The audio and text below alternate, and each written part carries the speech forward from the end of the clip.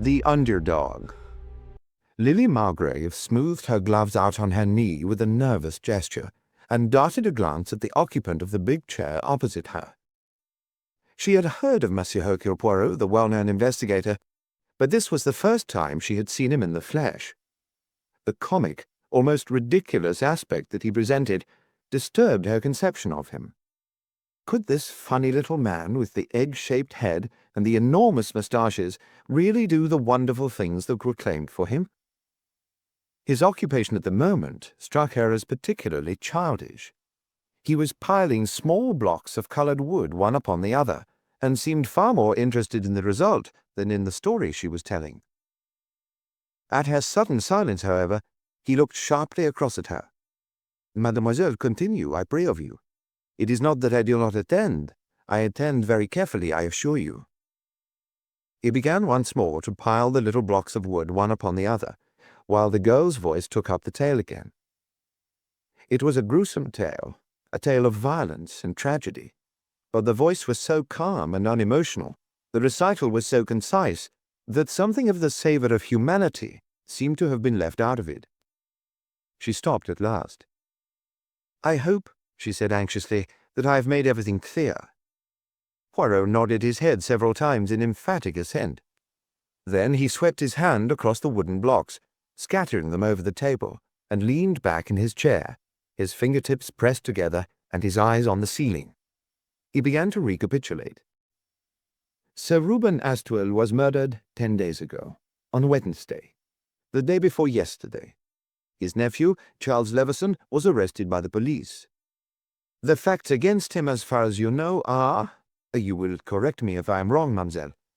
Sir Reuben was sitting up late writing in his own special sanctum, the tower room. Mr. Levison came in late, letting himself in with a latchkey. He was overheard quarrelling with his uncle by the butler, whose room is directly below the tower room. The quarrel ended with a sudden thud, as of a chair being thrown over, and a half-smothered cry. The butler was alarmed, and thought of getting up to see what was the matter. But as a few seconds later he heard Mr. Levison leave the room, gaily whistling a tune, he thought nothing more of it. On the following morning, however, a housemaid discovered Sir Reuben dead by his desk. He had been struck down by some heavy instrument. The butler, I gather, did not at once tell his story to the police.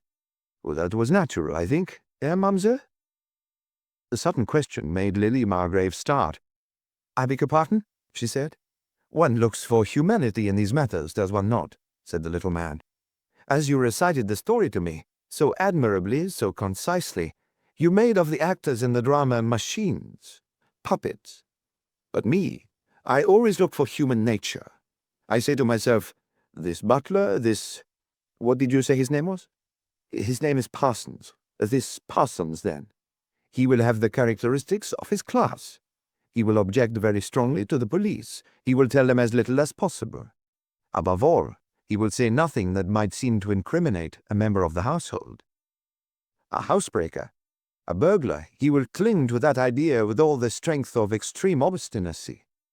Yes, the loyalties of the servant class are an interesting study." He leaned back, beaming. "In the meantime," he went on, "everyone in the household has told his or her tale, Mr. Levison among the rest, and his tale was that he had come in late and gone up to bed without seeing his uncle. Well, that's what he said. And no one saw reason to doubt that tale," mused Poirot, "except, of course, Parsons. Then there comes down an inspector from Scotland Yard. Inspector Miller, you said, did you not? I know him. I have come across him once or twice in the past. He is what they call the sharp man, the ferret, the weasel. Yes, I know him.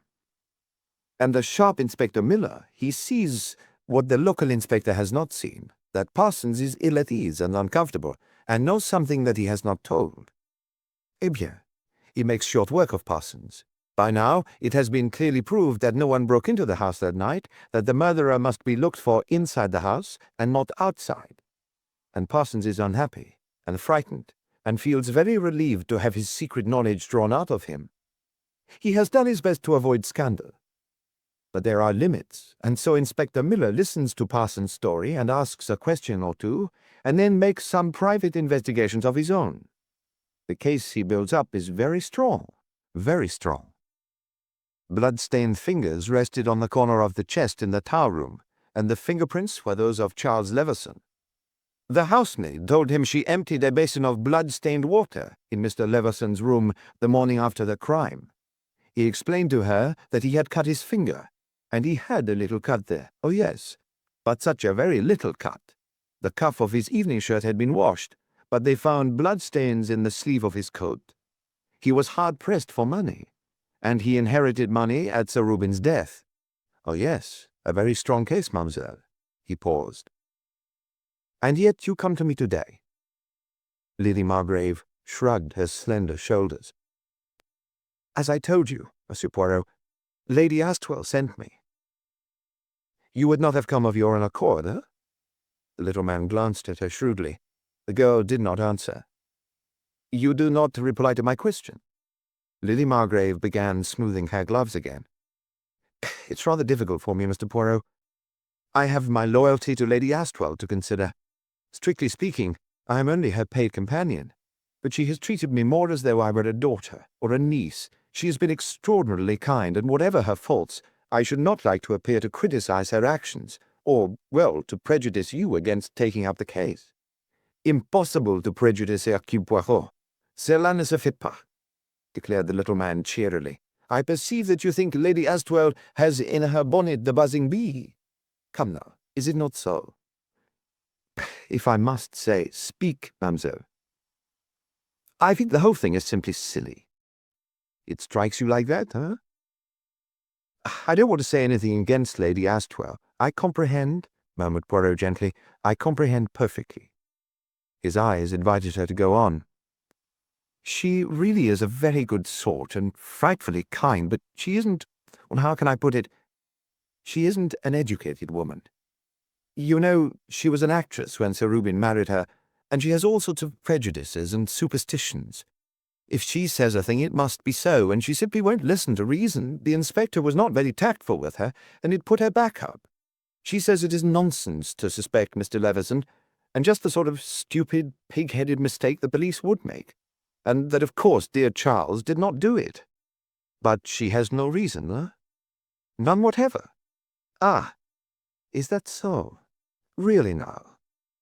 I told her, said Lily, that it would be no good coming to you with a mere statement like that and nothing to go on. You told her that, said Poirot. Did you really? That is interesting. His eyes swept over Lily Margrave in a quick, comprehensive survey, taking in the details of her neat black suit, the touch of white at her throat, and the smart little black hat. He saw the elegance of her, the pretty face with its slightly pointed chin, and the dark blue, long-lashed eyes. Insensibly, his attitude changed. He was interested now, not so much in the case, as in the girl sitting opposite him. Lady Astwell is, I should imagine, mademoiselle, just a trifle inclined to be unbalanced and hysterical? Lady Margrave nodded eagerly.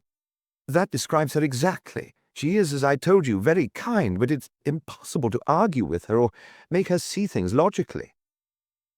Possibly she suspects someone on her own account, suggested Poirot. Someone quite absurd.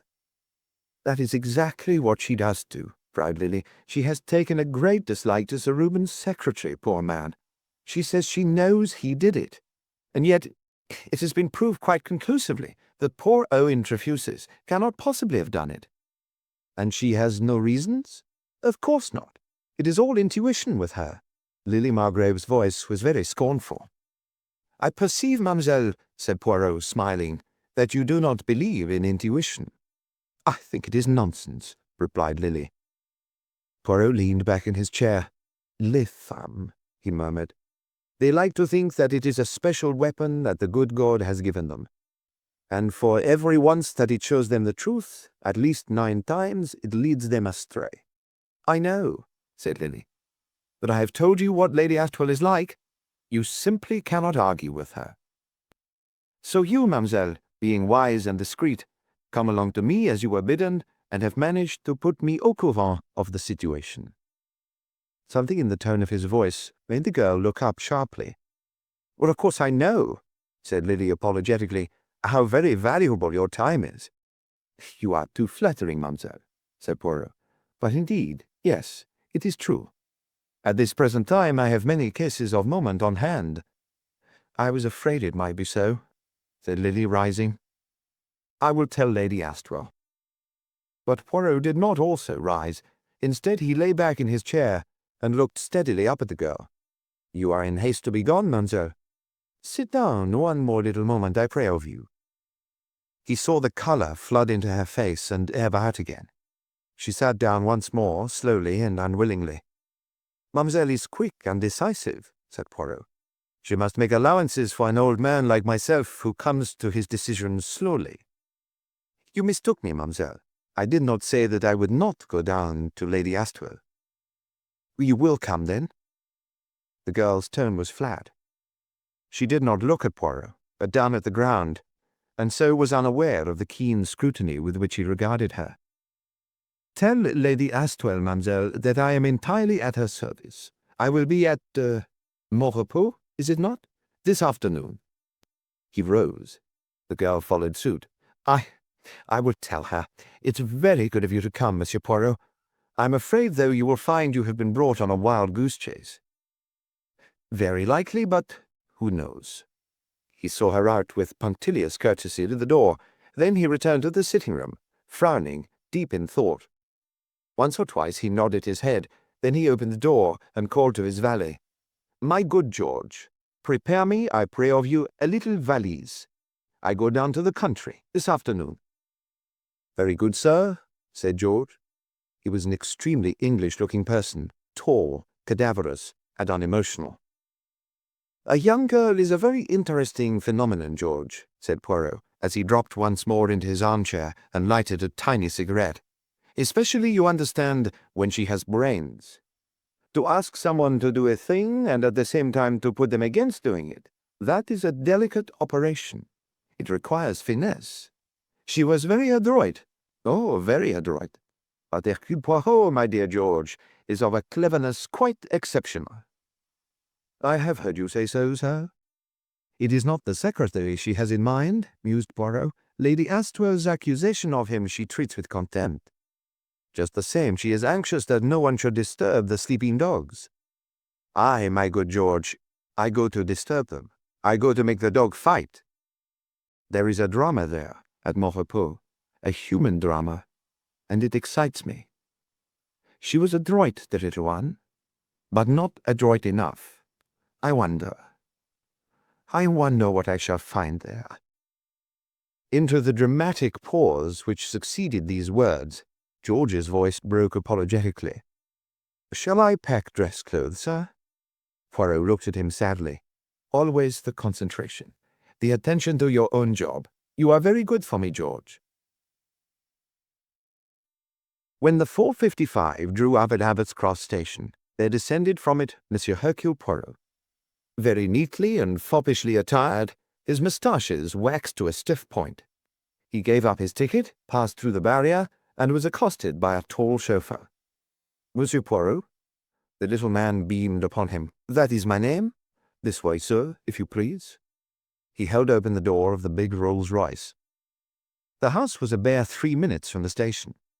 The chauffeur descended once more and opened the door of the car, and Poirot stepped out. The butler was already holding the front door open. Poirot gave the outside of the house a swift appraising glance before passing through the open door. It was a big, solidly built red brick mansion, with no pretensions to beauty, but with an air of solid comfort. Poirot stepped into the hall. The butler relieved him deftly of his hat and overcoat, then murmured with that deferential undertone only to be achieved by the best servants, "Her ladyship is expecting you, sir." Poirot followed the butler up the soft-carpeted stairs. This, without doubt, was Parsons, a very well-trained servant, with a manner suitably devoid of emotion. At the top of the staircase, he turned to the right along a corridor. He passed through a door into a little anteroom, from which 2 more doors led. He threw open the left-hand one of these and announced, "Monsieur Poirot, milady." The room was not a very large one, and it was crowded with furniture and knick-knacks. A woman dressed in black got up from the sofa and came quickly towards Poirot. Monsieur Poirot, she said with an outstretched hand. Her eye ran rapidly over the dandified figure. She paused a minute, ignoring the little man's bow over her hand and his murmured "Madame," and then, releasing his hand after a sudden vigorous pressure, she exclaimed, "I believe in small men. They are the clever ones." "Inspector Miller," murmured Poirot, "is, I think, a tall man." "He's a bumptious idiot," said Lady Astwell. "Sit down here by me, will you, Monsieur Poirot?" She indicated the sofa and went on, "Lily did her best to put me off sending for you, but I have not come to my time of life without knowing my own mind." "A rare accomplishment," said Poirot, as he followed her to the settee. Lady Astwell settled herself comfortably among the cushions and turned so as to face him. "Lily is a dear girl," said Lady Astwell, "but she thinks she knows everything. And as often as not, in my experience, those sort of people are wrong. I am not clever, Monsieur Poirot. I never have been. But I am right where many a more stupid person is wrong. I believe in guidance. Now, do you want me to tell you who is the murderer, or do you not? A woman knows, Monsieur Poirot." "Does Miss Margrave know?" "What did she tell you?" asked Lady Astwell sharply. "She gave me the facts of the case." "The facts? Oh, well, of course, they are dead against Charles. But I tell you, Monsieur Poirot, he didn't do it. I know he didn't do it." She bent upon him an earnestness that was almost disconcerting. "You are very positive, Lady Astwell." "Trefusis killed my husband, Monsieur Poirot. I am sure of it." "Why?" "Why should he kill him, do you mean? Or why am I sure? I tell you I know it. I am funny about those things. I make up my mind at once, and I stick to it." "Did Mr. Trefusis benefit in any way by Sir Reuben's death?" "Never left him a penny," returned Lady Astwell promptly. "Now that shows you dear Reuben couldn't have liked or trusted him." "Had he been with Sir Reuben long, then?" "Close on 9 years." "That is a long time," said Poirot softly. "A very long time to remain in the employment of one man." "Yes. Mr. Trefusis, he must have known his employer well." Lady Astwell stared at him. "What are you driving at? I don't see what that has to do with it." "I was following out a little idea of my own," said Poirot. "A little idea not interesting, perhaps, but original, on the effect of service." Lady Astwell still stared. "You are very clever, aren't you?" she said in rather a doubtful tone. "Everybody says so." Hercule Poirot laughed. "Perhaps you shall pay me that compliment too, madame, one of these days. But let us return to the motive. Tell me now of your household, of the people who were here in the house on the day of the tragedy." "Well, there was Charles, of course." "He was your husband's nephew, I understand, not yours." "Yes. Charles was the only son of Reuben's sister. She married a comparatively rich man, but one of those crashes came, they do in the city, and he died. And his wife, too. And Charles came to live with us. He was 23 at the time, and going to be a barrister. But when the trouble came, Reuben took him into his office." "He was industrious, Monsieur Charles?" "I like a man who's quick on the uptake," said Lady Astwell with a nod of approval. "No, that's just the trouble. Charles was not industrious. He was always having rows with his uncle over some muddle or other that he had made. Not that poor Reuben was an easy man to get on with. Many's the time I told him he had forgotten what it was to be young himself. He was very different in those days, Monsieur Poirot." Lady Astwell heaved a sigh of reminiscence. "Changes must come, madame," said Poirot. "It is the law." "Still," said Lady Astwell, "he was never really rude to me. At least, if he was, he was always sorry afterwards. Poor dear Reuben." "He was difficult there," said Poirot. "I could always manage him," said Lady Astwell with the air of a successful lion-tamer. "But it was rather awkward sometimes when he would lose his temper with the servants. There are ways of doing that, and Reuben's was not the right way." "How exactly did Sir Reuben leave his money, Lady Astwell?" "Half to me and half to Charles," replied Lady Astwell promptly. "The lawyers don't put it simply like that, but that's what it amounts to." Poirot nodded his head. I see, he murmured. "Now, Lady Astwell, I will demand of you that you will describe to me the household. There was yourself and Sir Reuben's nephew, Mr. Charles Leveson, and the secretary, Mr. Owen Trefusis, and there was Miss Lily Margrave. Perhaps you will tell me something of that young lady. Oh, you want to know about Lily? Yes. She had been with you long? About a year. I've had a lot of secretary companions, you know, but somehow or other they all got on my nerves. Lily was different. She was tactful, full of common sense, and besides, she looked so nice. I do like to have a pretty face about me, Monsieur Poirot.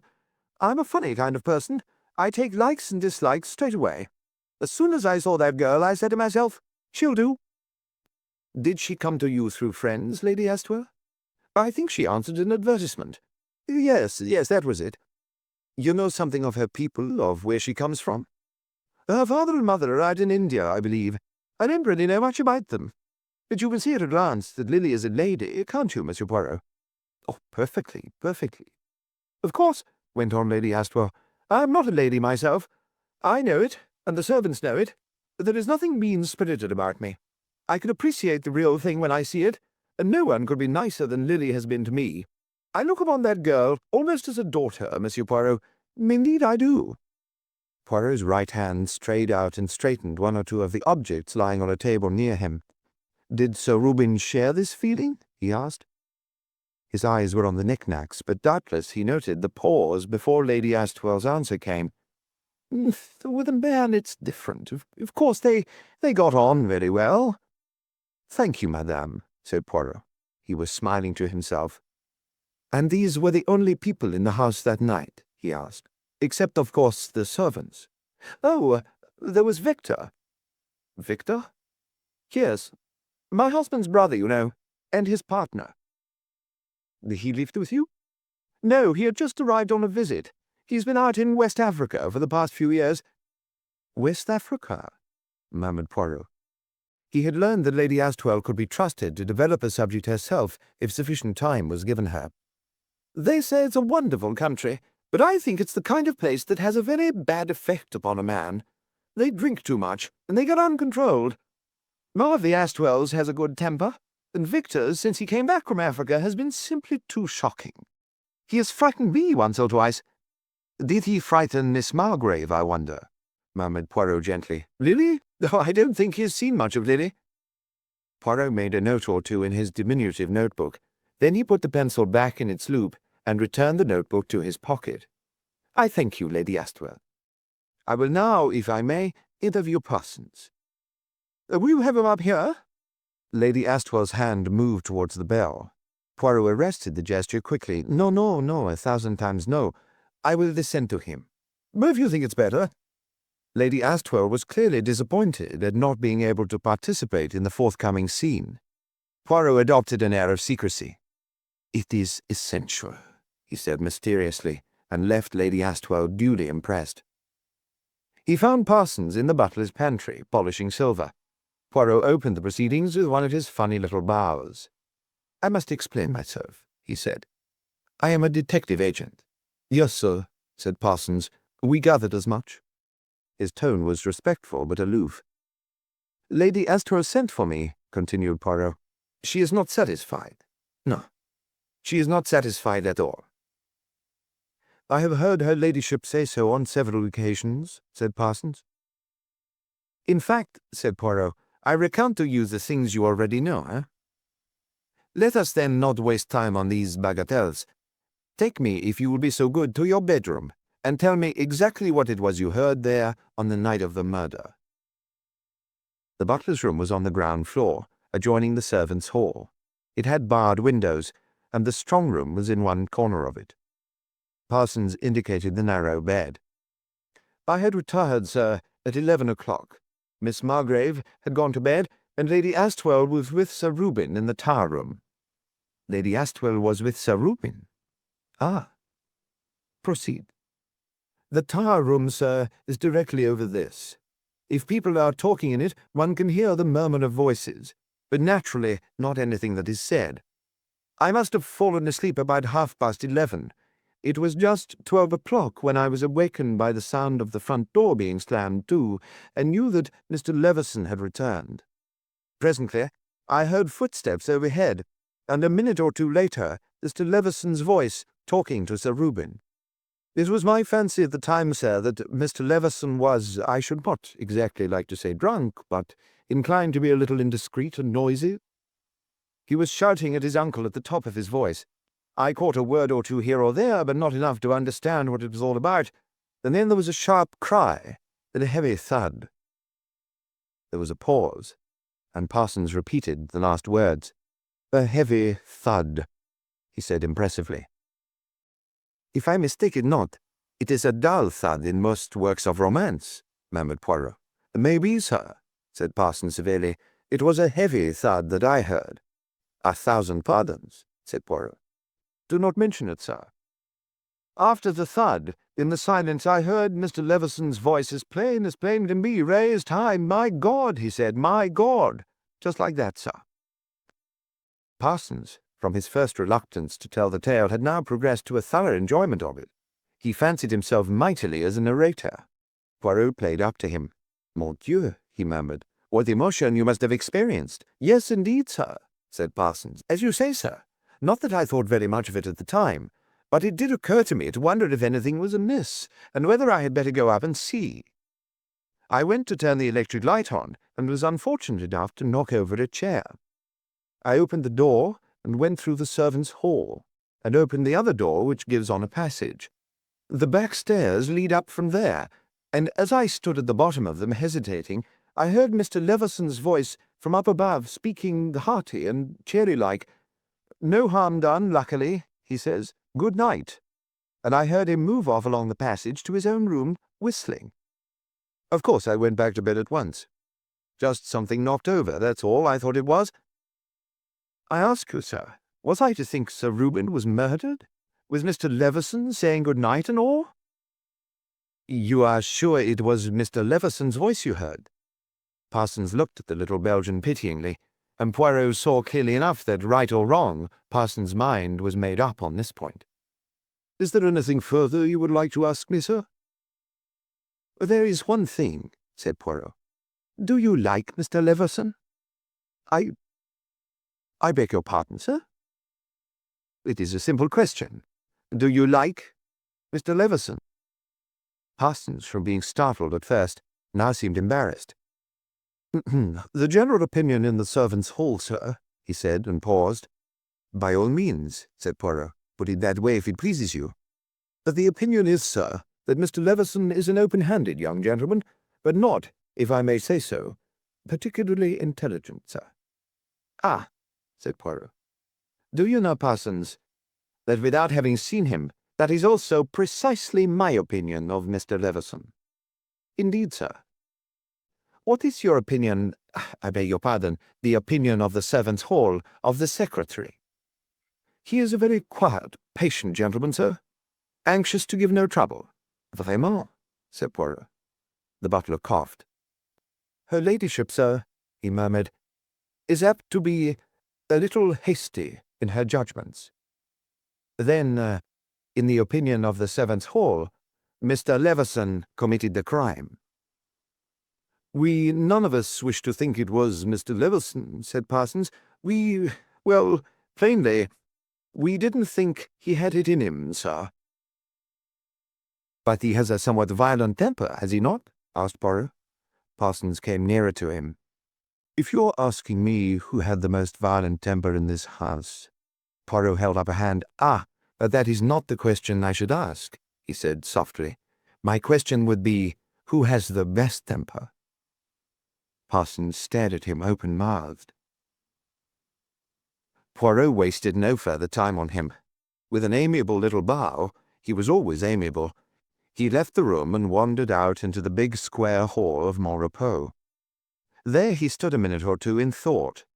Then, at a slight sound that came to him, cocked his head to one side in the manner of a perky robin, and finally, with noiseless steps, crossed to one of the doors that led out of the hall. He stood in the doorway, looking into the room, a small room furnished as a library. At a big desk at the farther end of it sat a thin, pale young man, busily writing.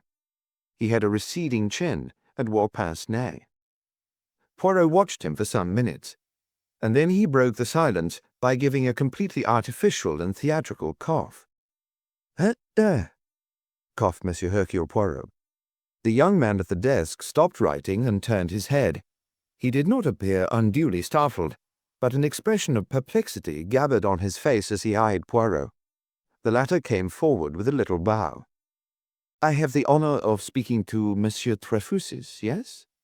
Ah, my name is Poirot, Hercule Poirot. You may perhaps have heard of me?" "Oh, yes, certainly," said the young man. Poirot eyed him attentively. Owen Trefusis was about 33 years of age, and the detective saw at once why nobody was inclined to treat Lady Astwell's accusation seriously. Mr. Owen Trefusis was a prim, proper young man, disarmingly meek, the type of man who can be, and is, systematically bullied. One could feel quite sure that he would never display resentment. "Oh, Lady Astwell sent for you, of course," said the secretary. "She mentioned that she was going to do so. Is there any way in which I can help you?" His manner was polite, without being effusive. Poirot accepted a chair and murmured gently, "Has Lady Astwell said anything to you of her beliefs and suspicions?" Owen Trefusis smiled a little. "As far as that goes," he said, "I believe she suspects me. It is absurd, but there it is. She has hardly spoken a civil word to me since Sir Reuben's death, and she shrinks against the wall as I pass by." His manner was perfectly natural, and there was more amusement than resentment in his voice. Poirot nodded with an air of engaging frankness. "Between ourselves," he explained, "she said the same thing to me. I did not argue with her. Me, I have made it a rule never to argue with very positive ladies. You comprehend, it is a waste of time." "Oh, quite." "I say, yes, madame. Oh, perfectly, madame. Précisément, madame. They mean nothing, those words, but they soothe all the same. I make my investigations, for though it seems almost impossible that anyone except Monsieur Leveson could have committed the crime, yet, well, the impossible has happened before now." "I understand your position perfectly," said the secretary. "Please regard me as entirely at your service." "Bon," said Poirot. "We understand one another. Now, recount to me the events of that evening. Better start with dinner." "Leveson was not at dinner, as you doubtless know," said the secretary. "He had a serious disagreement with his uncle, and went off to dine at the golf club. Sir Reuben was in a very bad temper in consequence." "Not too amiable, Sir Monsieur, hinted Poirot delicately. Trefusis laughed. "Oh, he was a Tartar. I haven't worked with him for 9 years without knowing most of his little ways. He was an extraordinarily difficult man, Monsieur Poirot. He would get into childish fits of rage and abuse anybody who came near him. I was used to it by that time. I got into the habit of paying absolutely no attention to anything he said. He was not bad-hearted, really, but he could be most foolish and exasperating in his manner. The great thing was never to answer him back." "Were other people as wise as you were in that respect?" Trefusis shrugged his shoulders. "Lady Astwell enjoyed a good row," he said. "She was not in the least afraid of Sir Reuben, and she always stood up to him and gave him as good as she got. They always made it up afterwards, and Sir Reuben was really devoted to her." "Did they quarrel that night?" The secretary looked at him sideways, hesitated a minute, then he said, "Well, I believe so. What made you ask?" "An idea, that is all." "Well, I don't know, of course," explained the secretary. "The things looked as though they were working out that way." Poirot did not pursue the topic. "Who else was at dinner?" "Miss Margrave, Mr. Victor Astwell, and myself." "And afterwards?" "We went into the drawing-room. Sir Reuben did not accompany us. About 10 minutes later, he came in and hauled me over the coals for some trifling matter about a letter. I went up with him to the tower room and set the thing straight. Then Mr. Victor Astwell came in and said he had something he wished to talk to his brother about, so I went downstairs and joined the two ladies. About a quarter of an hour later, I heard Sir Reuben's bell ringing violently, and Parsons came to say I was to go up to Sir Reuben at once. As I entered the room, Mr. Victor Astwell was coming out. He nearly knocked me over. Something had evidently happened to upset him. He has a very violent temper. I really believe he didn't see me. Did Sir Reuben make any comment on the matter? He said, Victor is a lunatic. He will do for somebody some day when he's in one of these rages. Ah, said Poirot. Have you any idea what the trouble was about?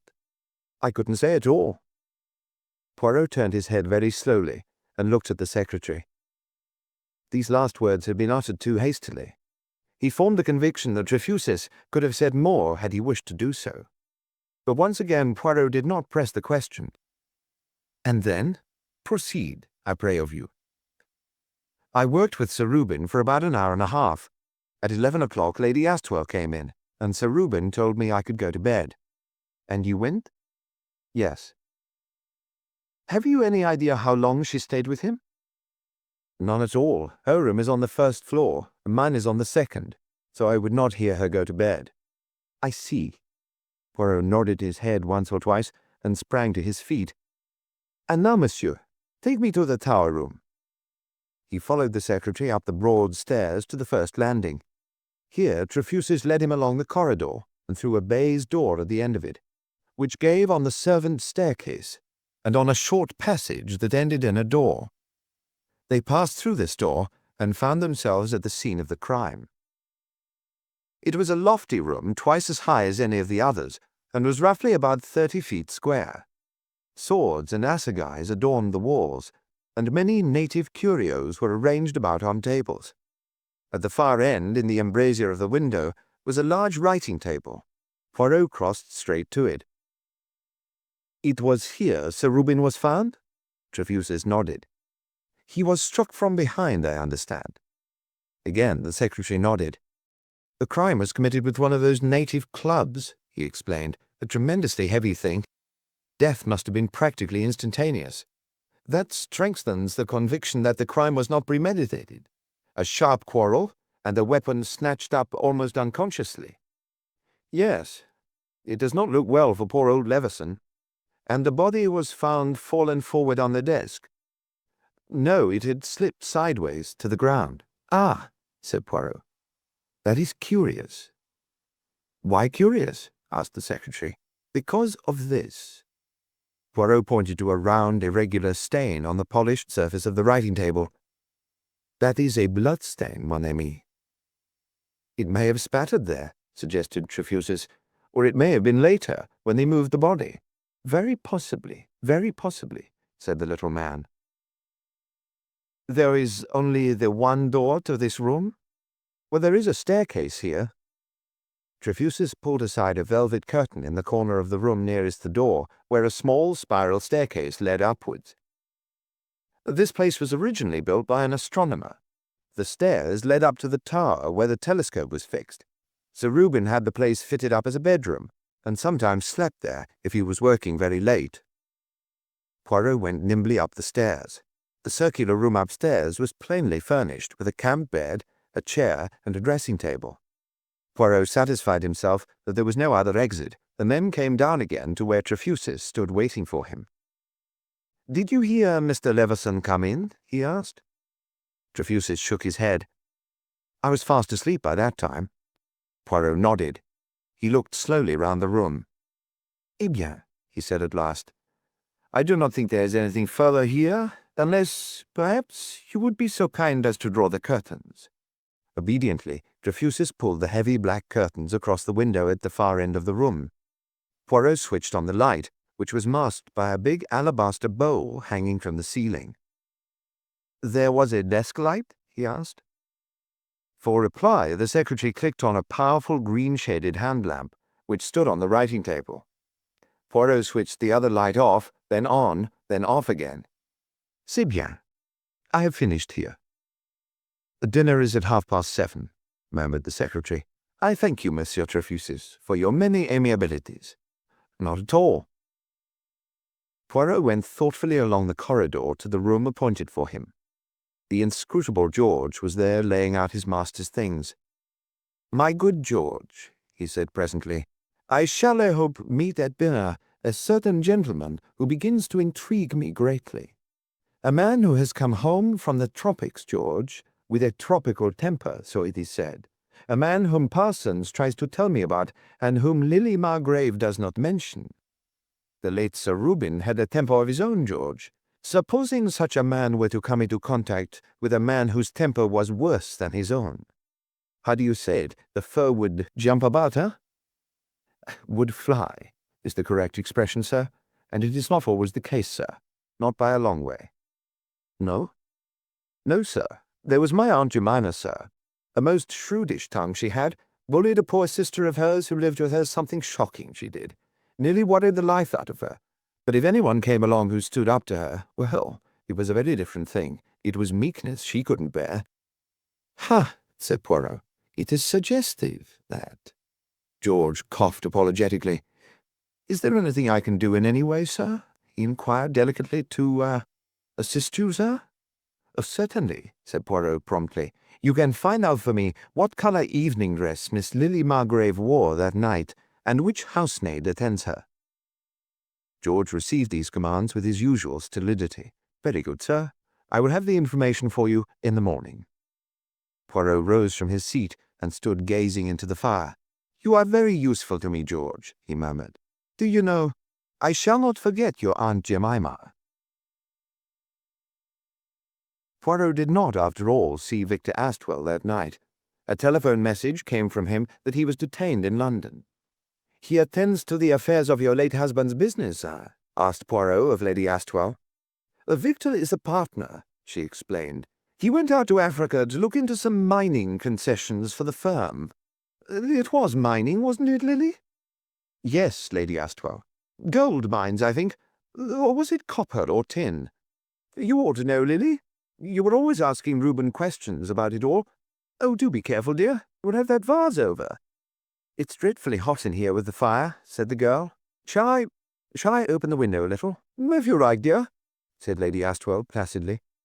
Poirot watched while the girl went across to the window and opened it.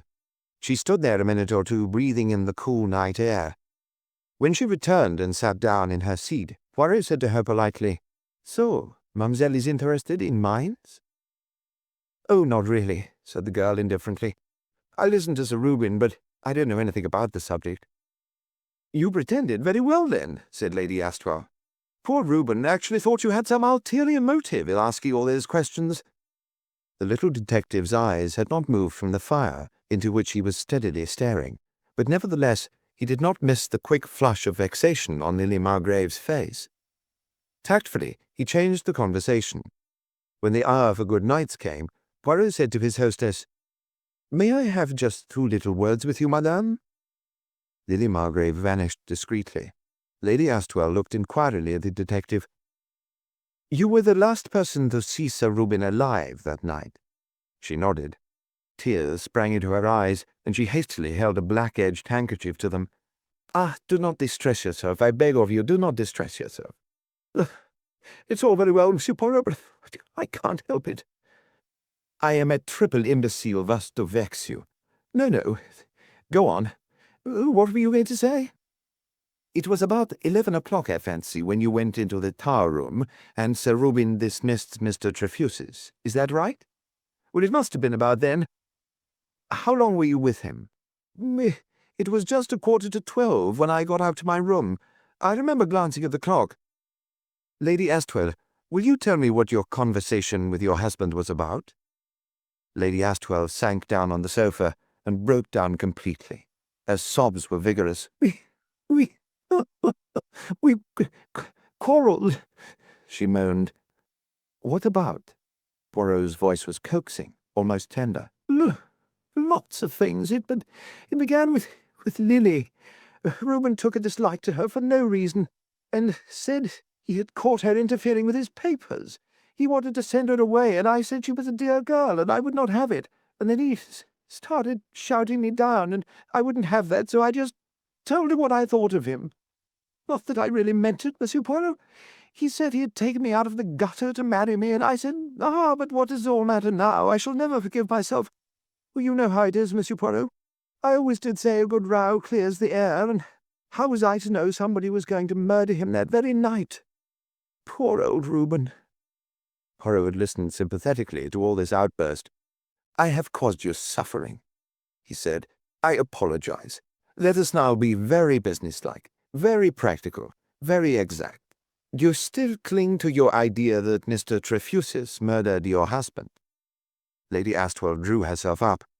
"A woman's instinct, Monsieur Poirot," she said solemnly, "never lies." "Exactly, exactly," said Poirot. "But when did he do it?" "When? Well, after I left him, of course." "You left Sir Reuben at 11:45. At 11:05, Mr. Leveson came in. In that 10 minutes, you say the secretary came along from his bedroom and murdered him? This is perfectly possible." "So many things are possible," said Poirot. "It could be done in 10 minutes. Oh, yes, but was it?" "Well, of course he says he was in bed and fast asleep," said Lady Astwell. "But who is to know if he was or not?" "Nobody saw him about," Poirot reminded her. "Everybody was in bed and fast asleep," said Lady Astwell triumphantly. "Of course nobody saw him." "I wonder," said Poirot to himself. A short pause.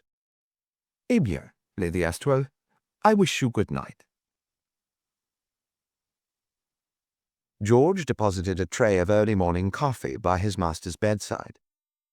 "The Miss Margrave, sir, wore a dress of light green chiffon on the night in question." "Thank you, George. You are most reliable." "The third housemaid looks after Miss Margrave, sir. Her name is Gladys." "Thank you, George. You are invaluable." "Not at all, sir." "It is a fine morning," said Poirot, looking out of the window, "and no one is likely to be astir very early.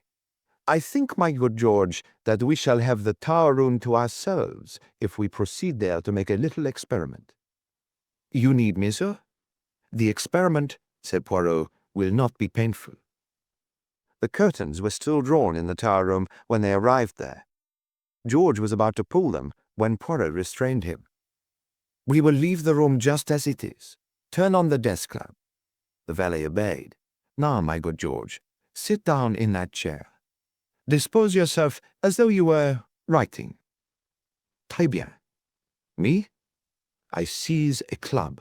I steal up behind you. So, and I hit you on the back of the head." "Yes, sir," said George. "Ah," said Poirot, "but when I hit you, do not continue to write. You comprehend, I cannot be exact. I cannot hit you with the same force with which the assassin hit Sir Reuben.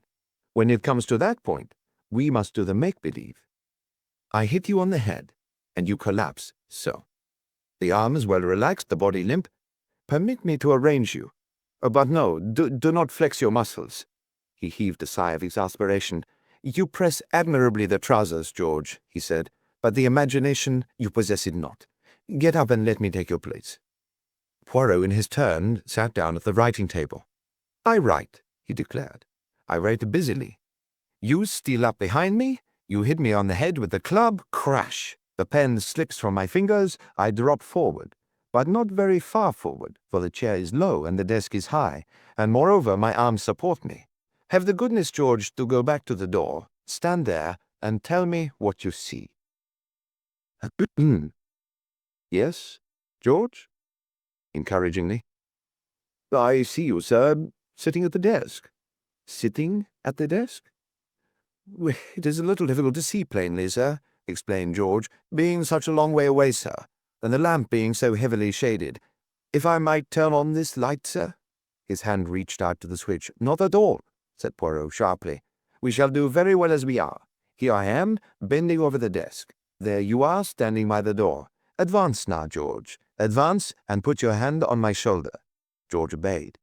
"Lean on me a little, George, to steady yourself on your feet, as it were. Ah, voilà."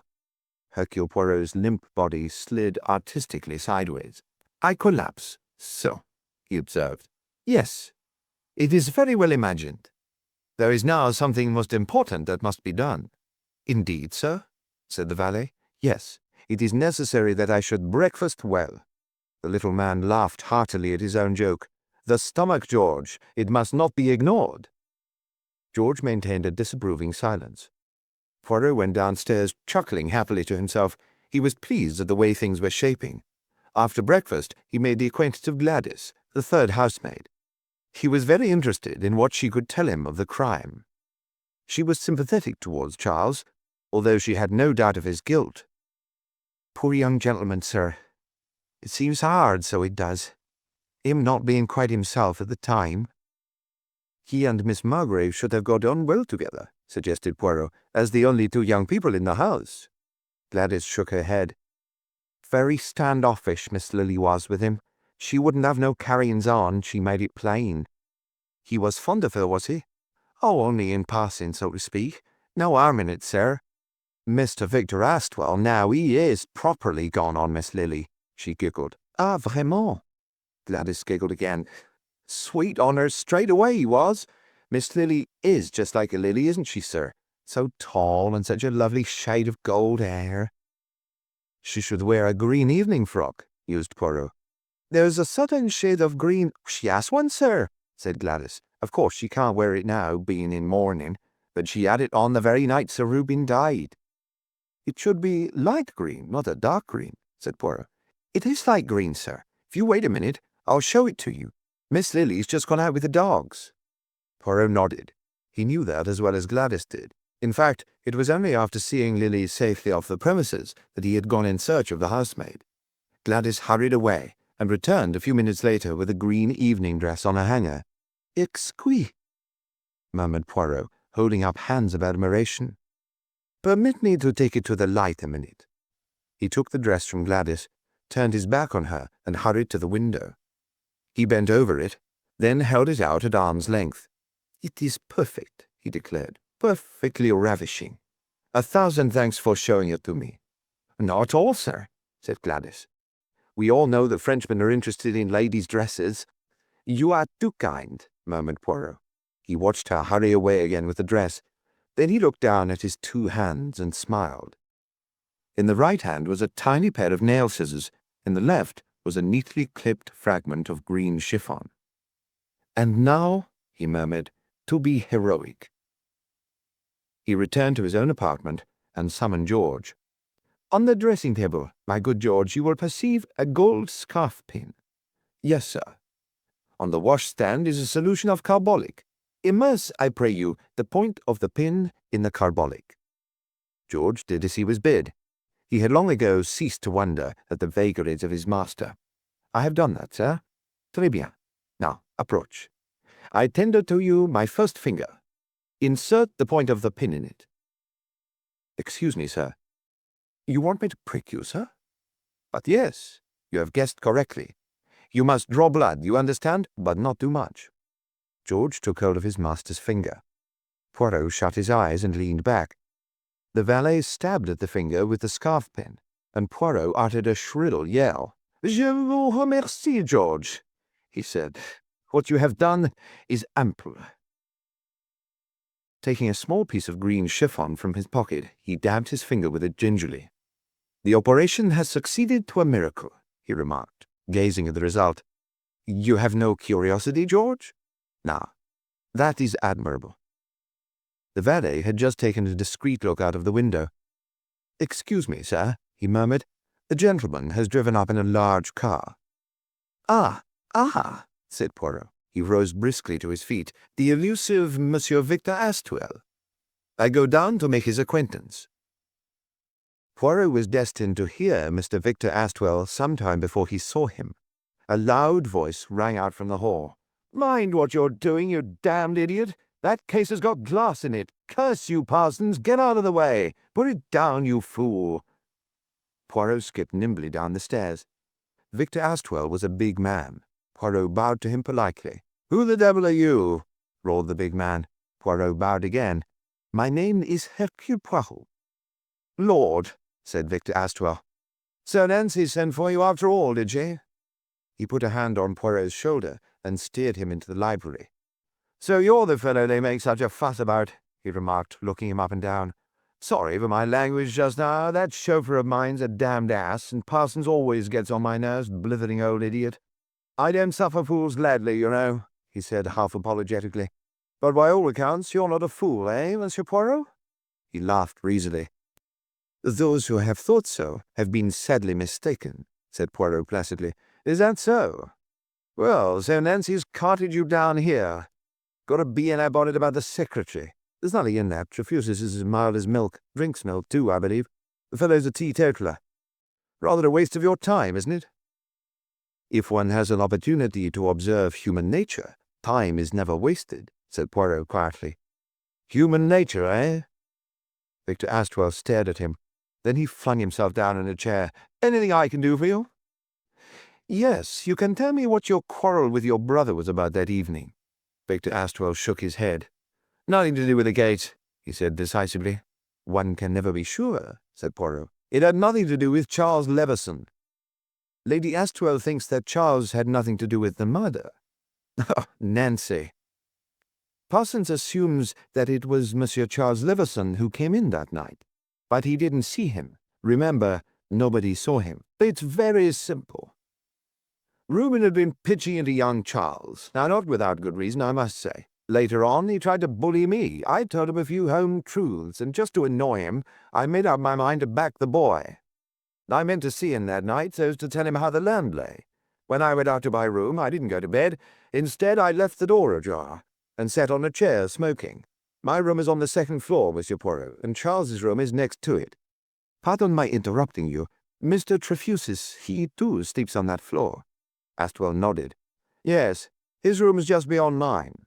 Nearer the stairs? No, the other way. A curious light came into Poirot's face, but the other didn't notice it, and went on. As I say, I waited up for Charles. I heard the front door slam, as I thought, about 5 minutes to 12, but there was no sign of Charles for about 10 minutes. When he did come up the stairs, I saw that it was no good tackling him that night. He lifted his elbow significantly. I see, murmured Poirot. Poor devil couldn't walk straight, said Astwell. He was looking pretty ghastly, too. I put it down to his condition at the time. Of course, now I realize he'd come straight from committing a crime. Poirot interposed a quick question. You heard nothing from the tower room? Well, no. But you must remember that I was right at the other end of the building. The walls are thick, and I don't believe you would even hear a pistol shot fired from there. Poirot nodded. I asked if you'd like some help getting into bed, continued Astwell, but he said he was all right and went into his room and banged the door. I undressed and went to bed. Poirot was staring thoughtfully at the carpet. You realize, Monsieur Astwell, he said at last, that your evidence is very important. I suppose so. The least, what do you mean? Your evidence that 10 minutes elapsed between the slamming of the front door and Leveson's appearance upstairs. He himself says, so I understand, that he came into the house and went straight up to bed, but there is more than that. Lady Astwell's accusation of the secretary is fantastic, I admit, yet up to now it has not been proved impossible, but your evidence creates an alibi. How is that? Lady Astwell says that she left her husband at 11:45, while the secretary had gone to bed at 11 o'clock. The only time he could have committed the crime was between 11:45 and Charles Leveson's return. Now, if, as you say, you sat with your door open, he could not have come out of his room without your seeing him. Well, that is so, agreed the other. There is no other staircase? No. To get down to the tower room, he would have had to pass my door, and he didn't. I'm quite sure of that. And anyway, Monsieur Poirot, as I said just now, the man is as meek as a parson, I assure you. Oh, but yes, said Poirot soothingly. I understand all that. He paused. And you will not tell me the subject of your quarrel with Sir Reuben? The other's face turned a dark red. You'll get nothing out of me. Poirot looked at the ceiling. I can always be discreet, he murmured, where a lady is concerned. Victor Astwell sprang to his feet. Damn you, how did you— What do you mean? I was thinking, said Poirot, of Miss Lily Margrave. Victor Astwell stood undecided for a minute or two, then his colour subsided, and he sat down again. You are too clever for me, Monsieur Poirot, yes. It was Lily we quarrelled about. Reuben had his knife into her. He ferreted out something or other about the girl, false references, something of that kind. I don't believe a word of it myself. And then he went further than he had any right to go. Talked about her stealing down at night and getting out of the house to meet some fellow or other. My God, I gave it to him. I told him that better men than he had been killed for saying less. That soon shut him up. Reuben was inclined to be a bit afraid of me when I got going. I hardly wonder at it, murmured Poirot politely. I think a lot of Lily Margrave, said Victor in another tone. A nice girl through and through. Poirot did not answer. He was staring in front of him, seemingly lost in abstraction. He came out of his brown study with a jerk. I must, I think, promenade myself a little. There is a hotel here, yes? Two, said Victor Astrois. The Golf Hotel up by the links, and the Mitre down by the station. I thank you, said Poirot. Yes, certainly. I must promenade myself a little. The Golf Hotel, as befits its name, stands on the golf links, almost adjoining the clubhouse. It was to this hostelry that Poirot repaired first in the course of that promenade, which he had advertised himself as being about to take. The little man had his own way of doing things. 3 minutes after he had entered the Golf Hotel, he was in private consultation with Miss Langdon, the manageress. I regret to incommode you in any way, mademoiselle, said Poirot, but you see, I am a detective.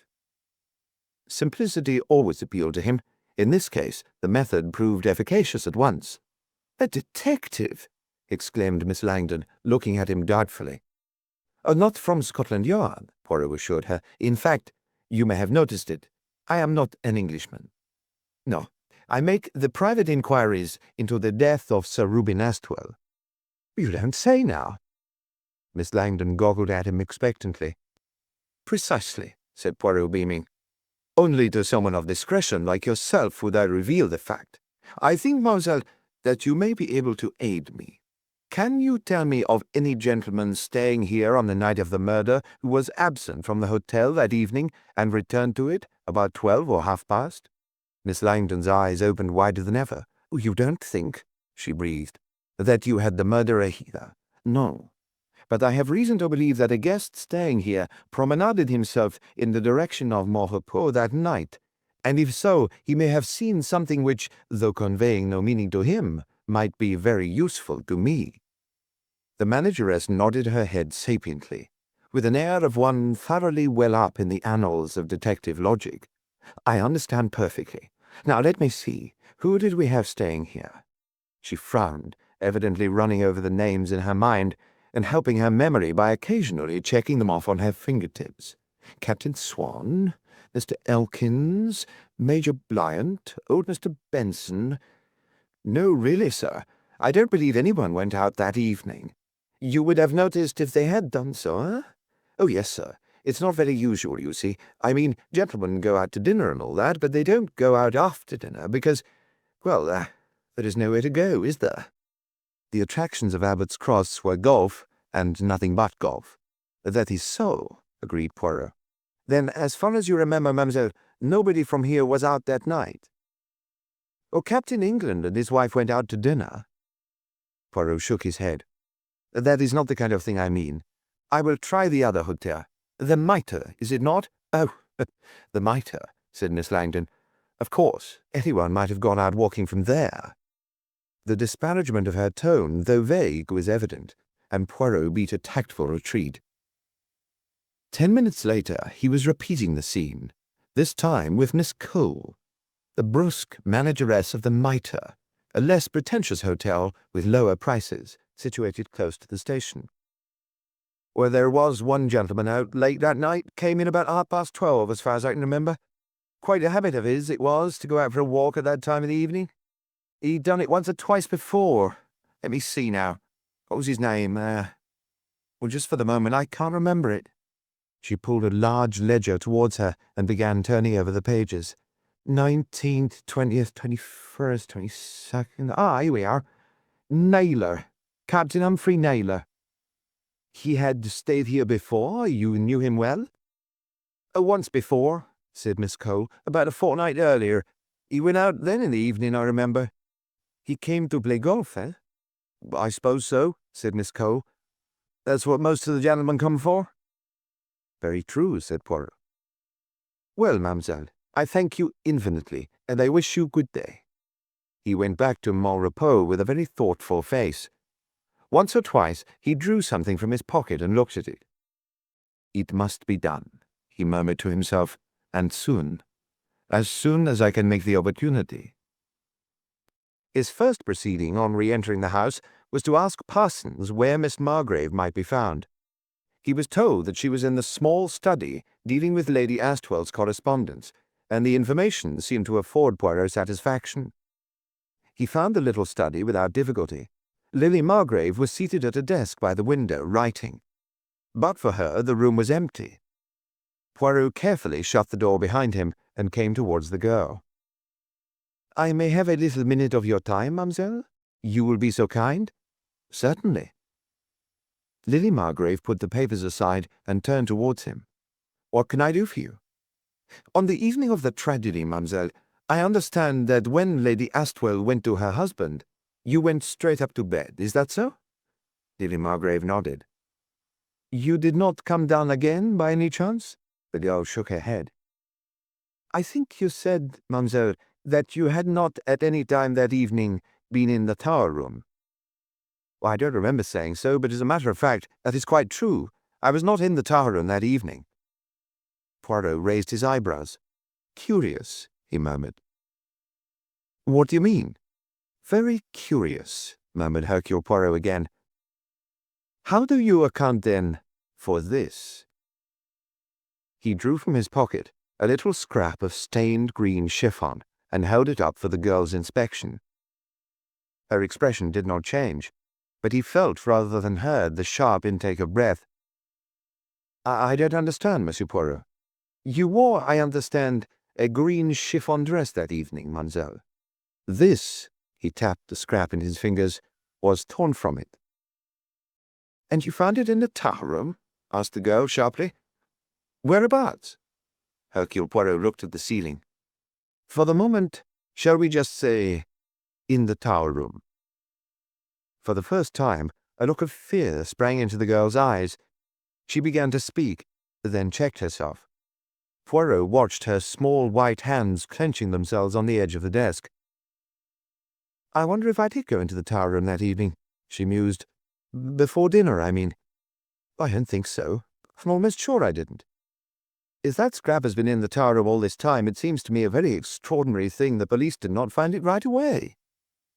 "The police," said the little man, "do not think of things that Hercule Poirot thinks of."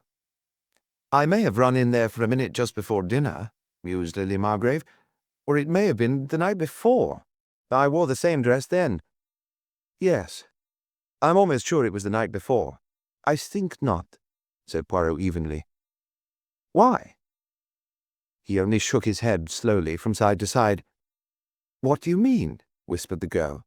She was leaning forward, staring at him, all the colour ebbing out of her face.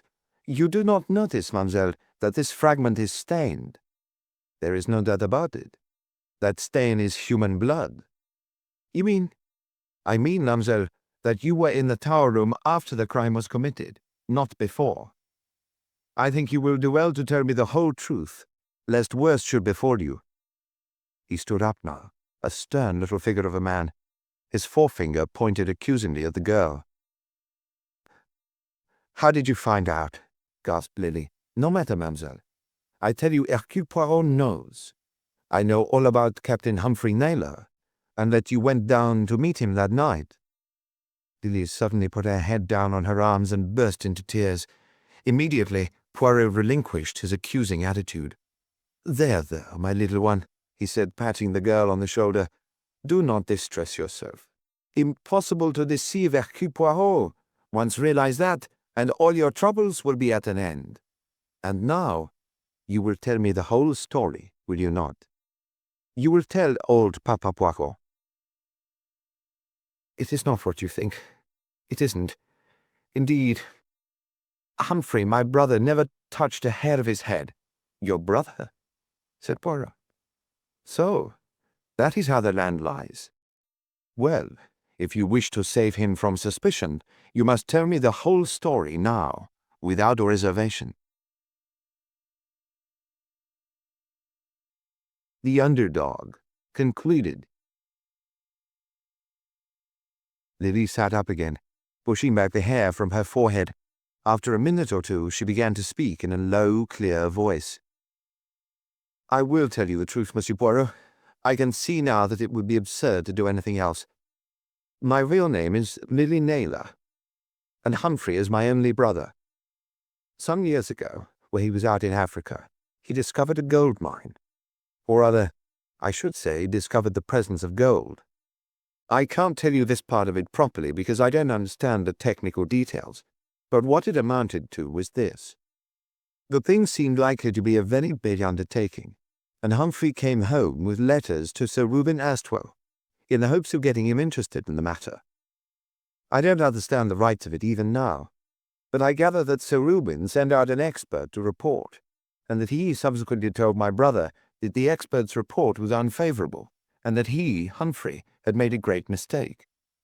My brother went back to Africa on an expedition into the interior, and was lost sight of.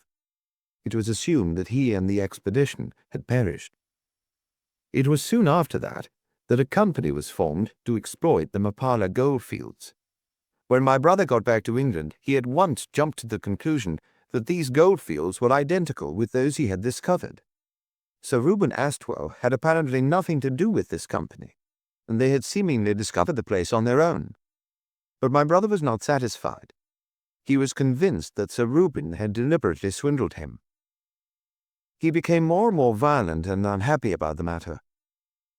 We two were alone in the world, Monsieur Poirot, and as it was necessary then for me to go out and earn my own living, I conceived the idea of taking a post in this household, and trying to find out if any connection existed between Sir Reuben and the Mapala goldfields.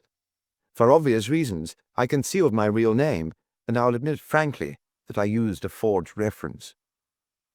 There were many applicants for the post, most of them with better qualifications than mine, so, well, Monsieur Poirot, I wrote a beautiful letter from the Duchess of Perthshire, who I knew had gone to America. I thought a duchess would have a great effect upon Lady Astwell, and I was quite right. She engaged me on the spot. Since then, I have been that hateful thing, a spy, and until lately with no success. Sir Reuben is not a man to give away his business secrets.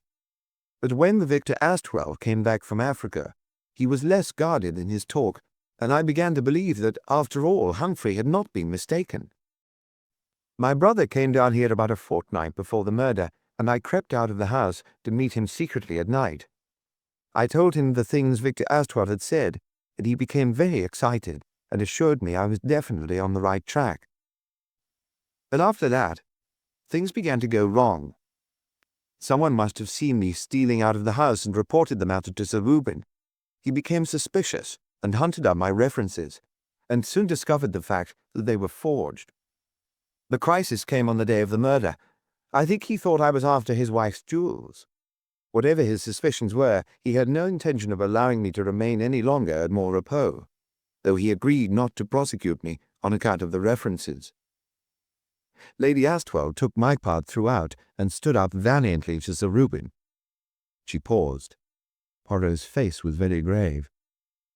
"And now, mademoiselle," he said, "we come to the night of the murder." Lily swallowed hard and nodded her head. "To begin with, Monsieur Poirot, I must tell you that my brother had come down again, and that I had arranged to creep out and meet him once more. I went up to my room, as I have said, but I did not go to bed.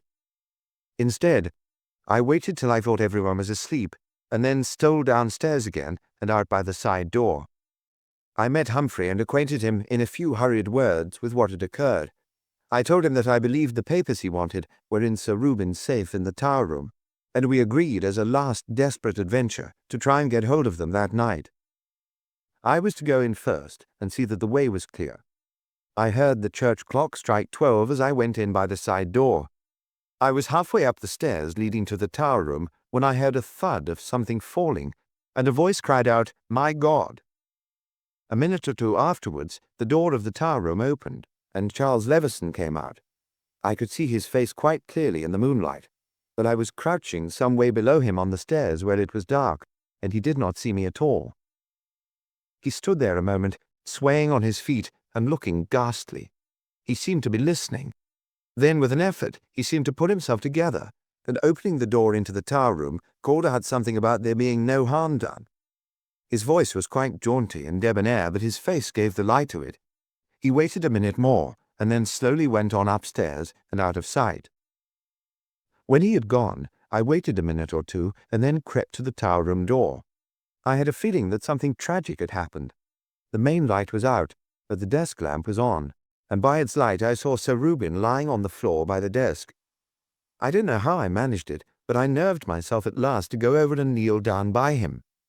I saw at once that he was dead, struck down from behind, and also that he couldn't have been dead long. I touched his hand, and it was still quite warm. It was just horrible, Monsieur Poirot. Horrible. She shuddered again at the remembrance. And then? Said Poirot, looking at her keenly. Lady Margrave nodded. Yes, Mr. Poirot. I know what you're thinking. Why didn't I give the alarm and raise the house? I should have done so, I know, but it came over me in a flash as I knelt there that my quarrel with Sir Reuben, my stealing out to meet Humphrey, the fact that I was being sent away on the morrow, made a fatal sequence. They would say that I had let Humphrey in, and that Humphrey had killed Sir Reuben out of revenge. If I said that I had seen Charles Levison leaving the room, no one would believe me. It was terrible, Monsieur Poirot. I knelt there, and thought, and the more I thought, the more my nerve failed me. Presently, I noticed Sir Reuben's keys, which had dropped from his pocket as he fell. Among them was the key of the safe. The combination word I already knew, since Lady Astwell had mentioned it once in my hearing. I went over to that safe, Monsieur Poirot, unlocked it, and rummaged through the papers I found there. In the end, I found what I was looking for. Humphrey had been perfectly right. Sir Reuben was behind the Mapale goldfields, and he had deliberately swindled Humphrey. That made it all the worse. It gave a perfectly definite motive for Humphrey having committed the crime. I put the papers back in the safe, left the key in the door of it, and went straight upstairs to my room. In the morning I pretended to be surprised and horror-stricken like everyone else when the housemaid discovered the body. She stopped and looked piteously across at Poirot. You do believe me, Monsieur Poirot? Oh, say you do believe me. I believe you, mademoiselle, said Poirot. You have explained many things that puzzled me. Your absolute certainty, for one thing, that Charles Levison had committed the crime, and at the same time your persistent efforts to keep me from coming down here. Lily nodded. I was afraid of you, she admitted frankly. Lady Astwell could not know, as I did, that Charles was guilty, and I couldn't say anything. I hoped against hope that you would refuse to take the case. But for that obvious anxiety on your part, I might have done so, said Poirot dryly. Lily looked at him swiftly. Her lips trembled a little. And now, Monsieur Poirot, what are you going to do? As far as you are concerned, mademoiselle, nothing. I believe your story, and I accept it. The next step is to go to London and see Inspector Miller. And then? Asked Lily. And then, said Poirot, we shall see. Outside the door of the study, he looked once more at the little square of stained green chiffon which he held in his hand. Amazing, he murmured to himself complacently. The ingenuity of Hercule Poirot. Detective Inspector Miller was not particularly fond of Monsieur Hercule Poirot. He did not belong to that small band of inspectors at the Yard who welcomed the little Belgian's cooperation. He was wont to say that Hercule Poirot was much overrated. In this case, he felt pretty short of himself, and greeted Poirot with high good humour in consequence. Acting for Lady Astwell, are you? Well, you've taken up a mare's nest in that case. There is, then, no possible doubt about the matter. Miller winked. Never was a clearer case, short of catching a murderer absolutely red-handed. Monsieur Levison has made a statement, I understand. He'd better have kept his mouth shut, said the detective. He repeats over and over again that he went straight up to his room and never went near his uncle. That's a fool story on the face of it. It is certainly against the weight of evidence, murmured Poirot. How does he strike you, this young Monsieur Levison? Darned young fool. A weak character, eh? The inspector nodded. One would hardly think a young man of that type would have the, how do you say it, the bowels to commit such a crime. Well, on the face of it, no, agreed the inspector. But bless you, I've come across the same thing many times. Get a weak, dissipated young man into a corner, fill him up with a drop too much to drink, and for a limited amount of time you can turn him into a fire-eater. A weak man in a corner is more dangerous than a strong man. That is true, yes, that is true what you say. Miller unbent a little further. Of course it's all right for you, Monsieur Poirot, he said. You get your fees just the same, and naturally you have to make a pretense of examining the evidence to satisfy your ladyship. I can understand all that. You understand such interesting things, murmured Poirot, and took his leave. His next call was upon the solicitor representing Charles Levison. Mr. Mayhew was a thin, dry, cautious gentleman. He received Poirot with reserve. Poirot, however, had his own ways of inducing confidence. In 10 minutes' time, the two were talking together amicably. You will understand, said Poirot, I am acting in this case solely on behalf of Monsieur Levison. That is Lady Astwell's wish. She is convinced that he is not guilty. Yes, quite so, said Mr. Mayhew without enthusiasm. Poirot's eyes twinkled. You do not perhaps attach much importance to the opinions of Lady Astwell, he suggested. She might be just as sure of his guilt tomorrow, said the lawyer dryly. Her intuitions are certainly not evidence, agreed Poirot. And on the face of it, the case looks very black against this poor young man. It is a pity he said what he said to the police, said the lawyer. It will be no good his sticking to that story. He has stuck to it with you? Inquired Poirot. Mayhew nodded. It never varies an iota. He repeats it like a parrot. And that is what destroys your faith in him, mused the other. Ah, don't deny it, he added quickly, holding up an arresting hand. I see it only too plainly. In your heart you believe him guilty. But listen now to me, to Hercule Poirot. I present you a case. This young man comes home. He has drunk the cocktail, and again the cocktail. Also, without doubt, the English whiskey and soda, many times. He is full of, the courage Dutch. And in that mood, he let himself into the house with his latchkey, and he goes with unsteady steps to the tower room. He looks in at the door and sees in the dim light his uncle, apparently bending over the desk. Monsieur Levison is full, as we have said, of the courage Dutch. He lets himself go. He tells his uncle just what he thinks of him. He defies him. He insults him. And the more his uncle does not answer back, the more he is encouraged to go on, to repeat himself, to say the same thing over and over again, and each time more loudly. But at last, the continued silence of his uncle awakens an apprehension. He goes nearer to him. He lays his hand on his uncle's shoulder, and his uncle's figure crumples under his touch and sinks in a heap to the ground. He is sobered then, this Monsieur Levison. The chair falls with a crash, and he bends over Sir Reuben. He realizes what has happened.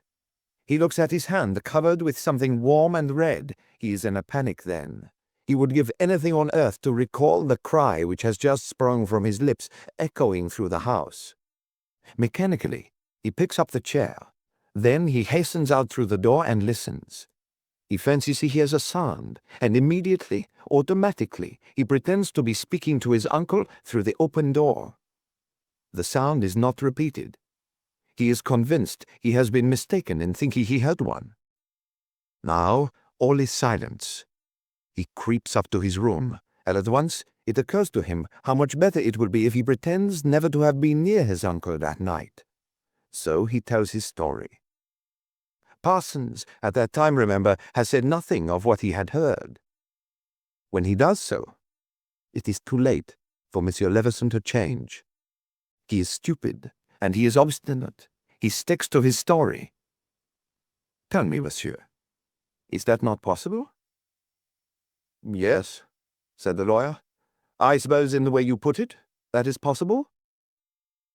Poirot got to his feet. You have the privilege of seeing Monsieur Levison, he said. Put to him the story I have told you, and ask him if it is not true. Outside the lawyer's office, Poirot hailed a taxi. 348 Harley Street, he murmured to the driver. Poirot's departure for London had taken Lady Astwell by surprise, for the little man had not made any mention of what he proposed doing. On his return, after an absence of 24 hours, he was informed by Parsons that Lady Astwell would like to see him as soon as possible. Poirot found the lady in her own boudoir. She was lying down on the divan, her head propped up by cushions, and she looked startlingly ill and haggard, far more so than she had done on the day Poirot arrived. "So, you have come back, Monsieur Poirot?" "I have returned, madame." "You went to London?" Poirot nodded. "You didn't tell me you were going," said Lady Astwell sharply. "A thousand apologies, madame. I am in error. I should have done so." "La prochaine fois—" "You will do exactly the same," interrupted Lady Astwell with a shrewd touch of humour. "Do things first, and tell people afterwards. That is your motto, right enough." "Perhaps it has also been Madame's motto." His eyes twinkled. "Now and then, perhaps," admitted the other. "What did you go up to London for, Monsieur Poirot? You can tell me now, I suppose." "I had an interview with the good Inspector Miller, and also with the excellent Monsieur Mayhew." Lady Astwell's eyes searched his face. "Then you think now?" she said slowly. Poirot's eyes were fixed on her steadily. "That there is a possibility of Charles Levison's innocence," he said gravely. "Ah!" Lady Astwell half sprung up, sending 2 cushions rolling to the ground. "I was right, then. I was right. I said a possibility, madame. That is all."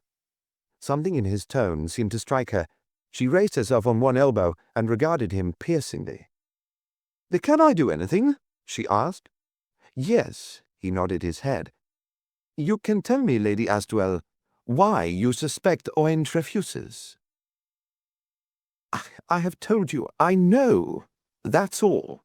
Unfortunately, that is not enough," said Poirot dryly. "Cast your mind back to the fatal evening, madame. Remember each detail, each tiny happening. What did you notice or observe about the secretary? I, Hercule Poirot, tell you there must have been something." Lady Astwell shook her head. "I hardly noticed him at all that evening," she said, "and I certainly was not thinking of him."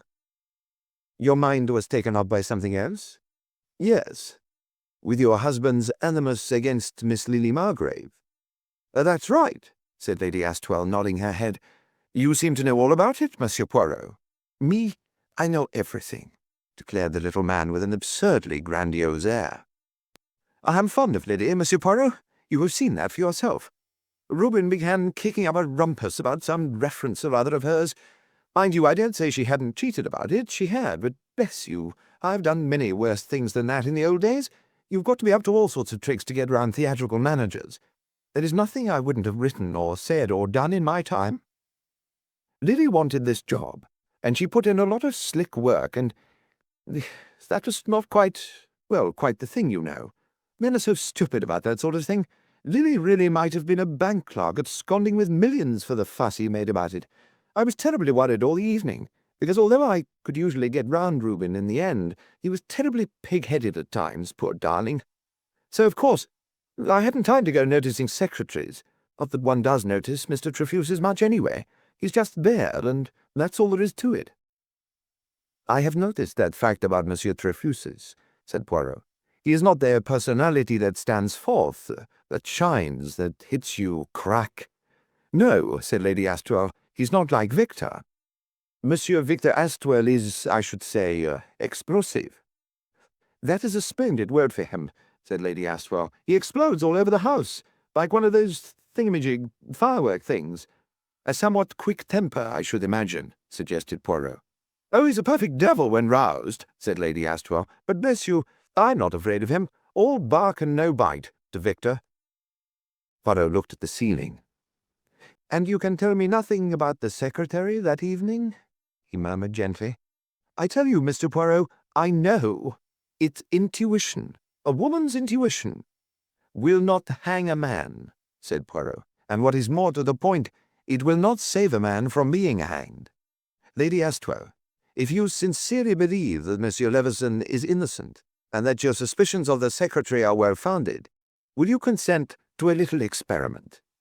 What kind of experiment? Demanded Lady Astwell suspiciously. Will you permit yourself to be put into a condition of hypnosis? Whatever for? Poirot leaned forward.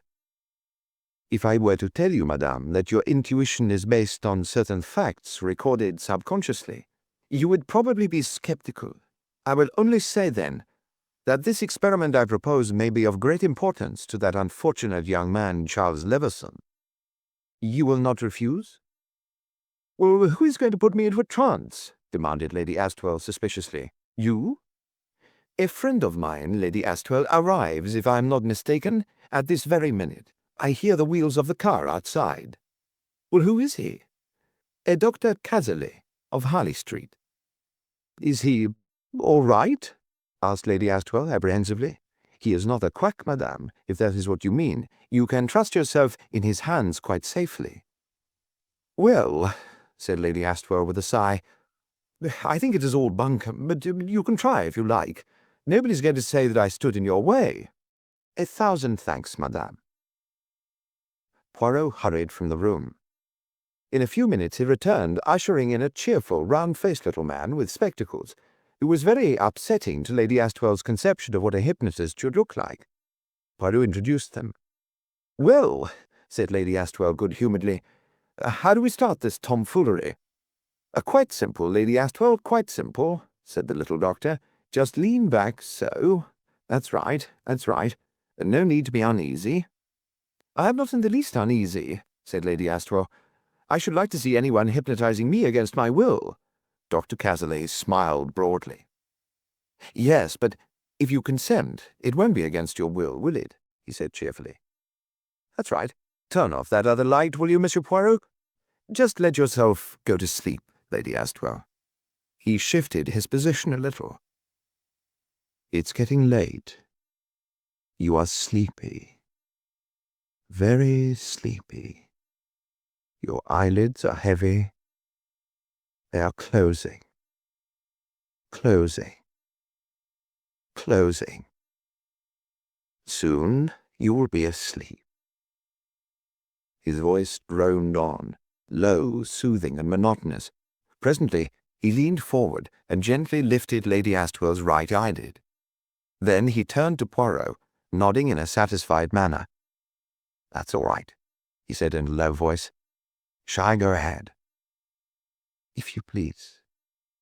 The doctor spoke out sharply and authoritatively. You are asleep, Lady Astwell, but you hear me, and you can answer my questions. Without stirring or raising an eyelid, the motionless figure on the sofa replied in a low, monotonous voice, I hear you. I can answer your questions. Lady Astwell, I want you to go back to the evening on which your husband was murdered. You remember that evening? Yes. You were at the dinner table. Describe to me what you saw and felt. The prone figure stirred a little restlessly. I'm in great distress. I am worried about Lily. We know that. Tell us what you saw. Victor is eating all the salted almonds. He is greedy. Tomorrow I shall tell Parsons not to put the dish on that side of the table. Go on, Lady Astwell. Reuben is in a bad humour tonight. I don't think it is altogether about Lily. It is something to do with business. Victor looks at him in a queer way. Tell us about Mr. Trefusis, Lady Astwell. His left shirt cuff is frayed.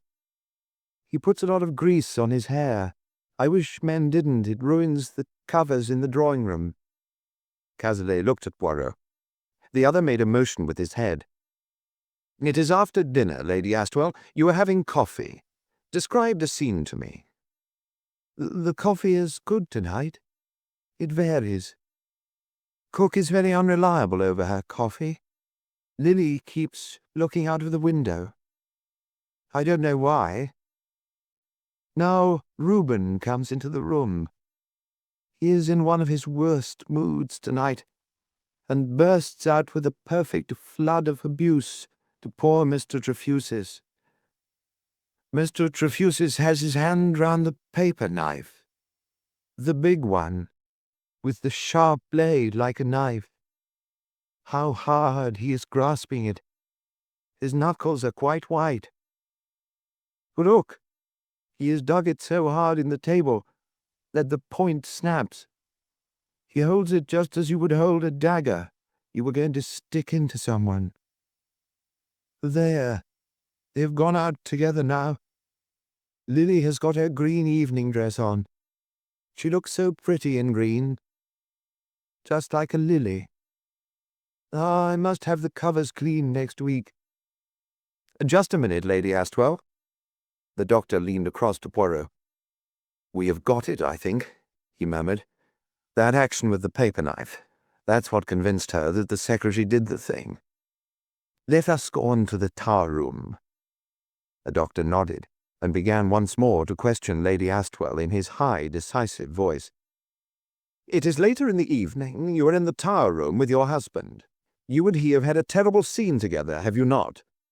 Again the figure stirred uneasily. Yes. Terrible. Terrible. We said dreadful things, both of us.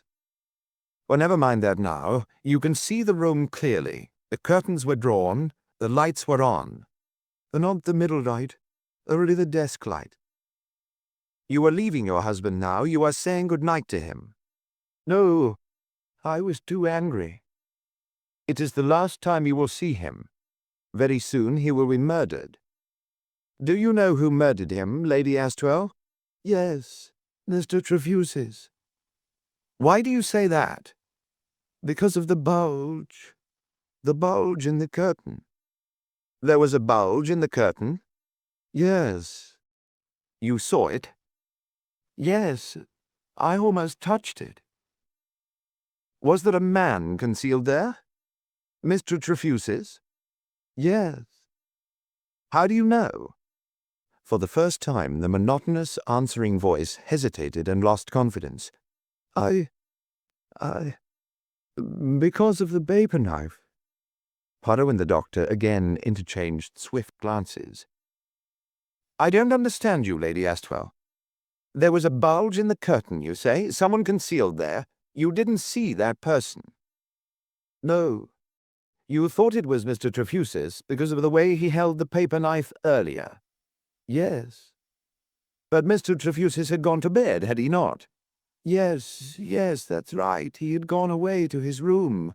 So he couldn't have been behind the curtain in the window. No, of course not. He wasn't there.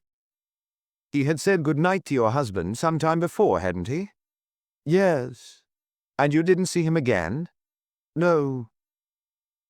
She was stirring now, throwing herself about, moaning faintly.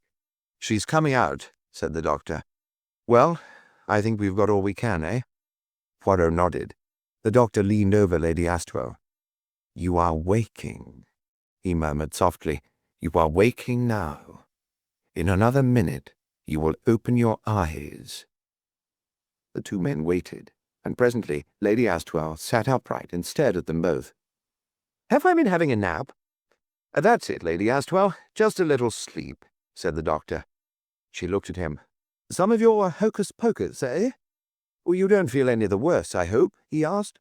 Lady Astwell yawned. Oh, I feel rather tired and done up. The doctor rose. I will ask them to send you up some coffee, he said, and we will leave you for the present. Did I say anything?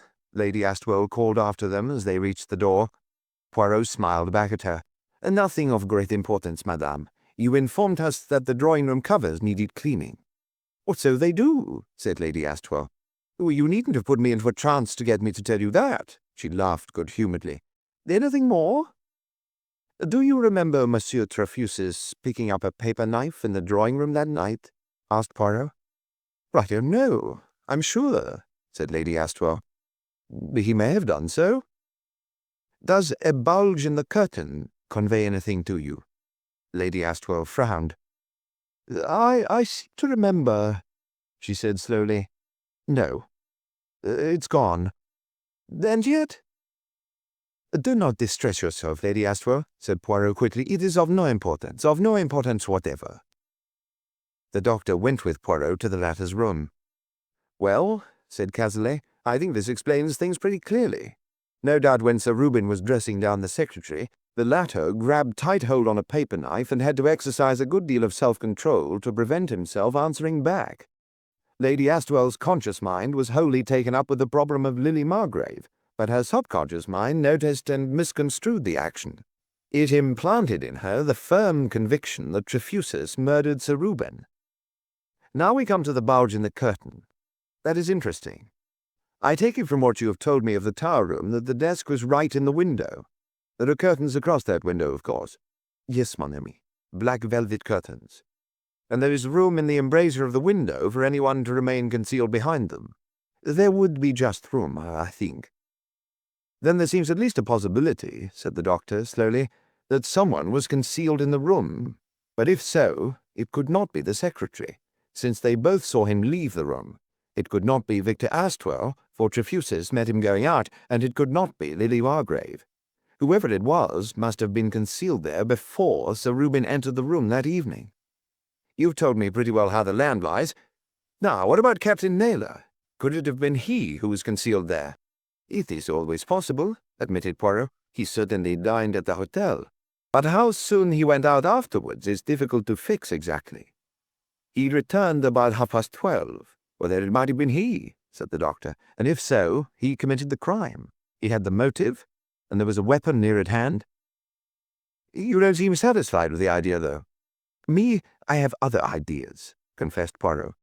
Tell me now, Monsieur le Docteur, supposing for 1 minute that Lady Astwell herself had committed this crime, would she necessarily betray the fact in the hypnotic state? The doctor whistled. Sir, that's what you're getting at. Lady Astwell as the criminal, eh? But of course it's possible. I never thought of it till this minute. She was the last to be with him, and no one saw him alive afterwards. As to your question, I should be inclined to say no. Lady Astwell would go into the hypnotic state with a strong mental reservation, to say nothing of her own part in the crime. She would answer my questions truthfully, but she would be dumb on that one point. Yet I should hardly have expected her to be so insistent on Mr. Trefusis's guilt. I comprehend, said Poirot. But I have not said that I believe Lady Astwell to be the criminal. It is a suggestion, that is all. It is an interesting case, said the doctor, after a minute or two. Granting Charles Levison is innocent, there are so many possibilities. Humphrey Naylor, Lady Astwell, and even Lily Margrave. There is another you have not mentioned, said Poirot, quietly. Victor Astwell. According to his own story, he sat in his room with the door open waiting for Charles Levison's return. But we have only his words for it, you comprehend. Oh, he's the bad-tempered fellow, isn't he? Asked the doctor. The one you told me about. That is so, agreed Poirot. The doctor rose to his feet. Well, I must be getting back to town. You'll let me know how things shape, won't you? After the doctor had left, Poirot pulled the bell for George. A cup of tisane, George. My nerves are much disturbed. Certainly, sir, said George. I will prepare it immediately. 10 minutes later, he brought a steaming cup to his master. Poirot inhaled the noxious fumes with pleasure. As he sipped it, he soliloquized aloud. The chase is different all over the world. To catch the fox, you ride hard with the dogs. You shout, you run. It is a matter of speed.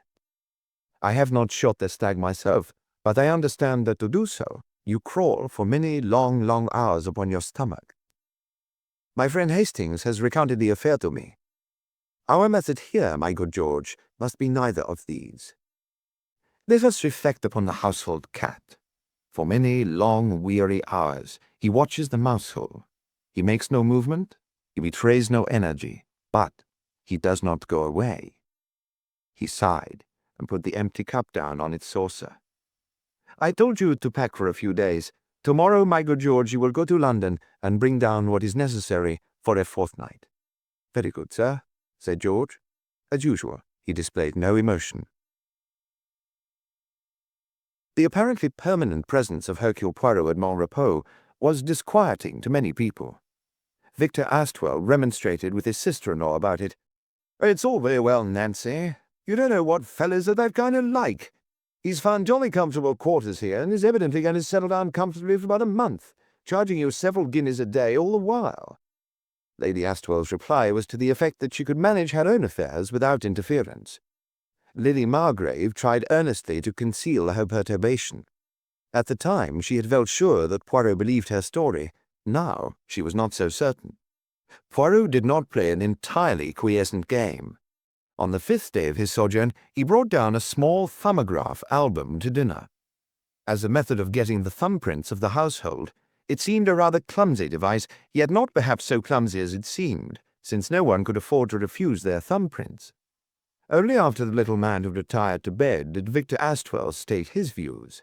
"You see what it means, Nancy. He's out after one of us." "Oh, don't be absurd, Victor." "Well, what other meaning could that blinking little book of his have?" "Monsieur Poirot knows what he is doing," said Lady Astwell complacently, and looked with some meaning at Owen Trefusis. On another occasion, Poirot introduced the game of tracing footprints on a sheet of paper.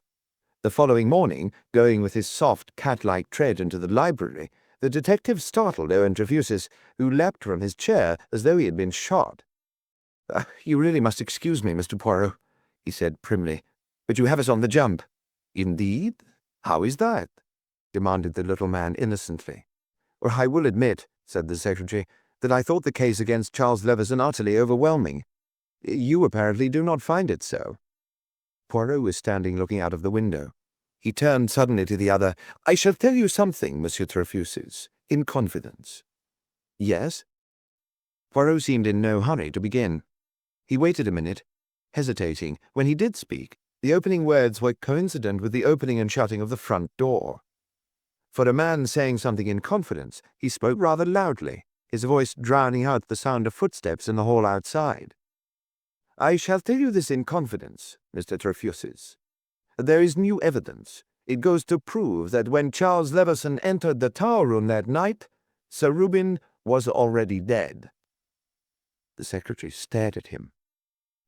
But what evidence? Why have we not heard of it?" "You will hear," said the little man mysteriously. "In the meantime, you and I alone know the secret." He skipped nimbly out of the room and almost collided with Victor Astwell in the hall outside. "You have just come in, monsieur?" Astwell nodded. "Beastly day outside," he said, breathing hard. "Cold and blowy." "Ah," said Poirot, "I shall not promenade myself today. Me, I am like a cat. I sit by the fire and keep myself warm." "Ça marche, George," he said that evening to the faithful valet, rubbing his hands as he spoke. "They are on the tenterhooks. The jump. It is hard, George, to play the game of the cat, the waiting game, but it answers. Yes, it answers wonderfully. Tomorrow we make a further effect." On the following day, Trefusis was obliged to go up to town. He went up by the same train as Victor Astwell. No sooner had they left the house than Poirot was galvanized into a fever of activity. "Come, George, let us hurry to work. If the housemaid should approach these rooms, you must delay her. Speak to her sweet nothings, George, and keep her in the corridor." He went first to the secretary's room and began a thorough search. Not a drawer or a shelf was left uninspected. Then he replaced everything hurriedly and declared his quest finished. George, on guard in the doorway, gave way to a deferential cough.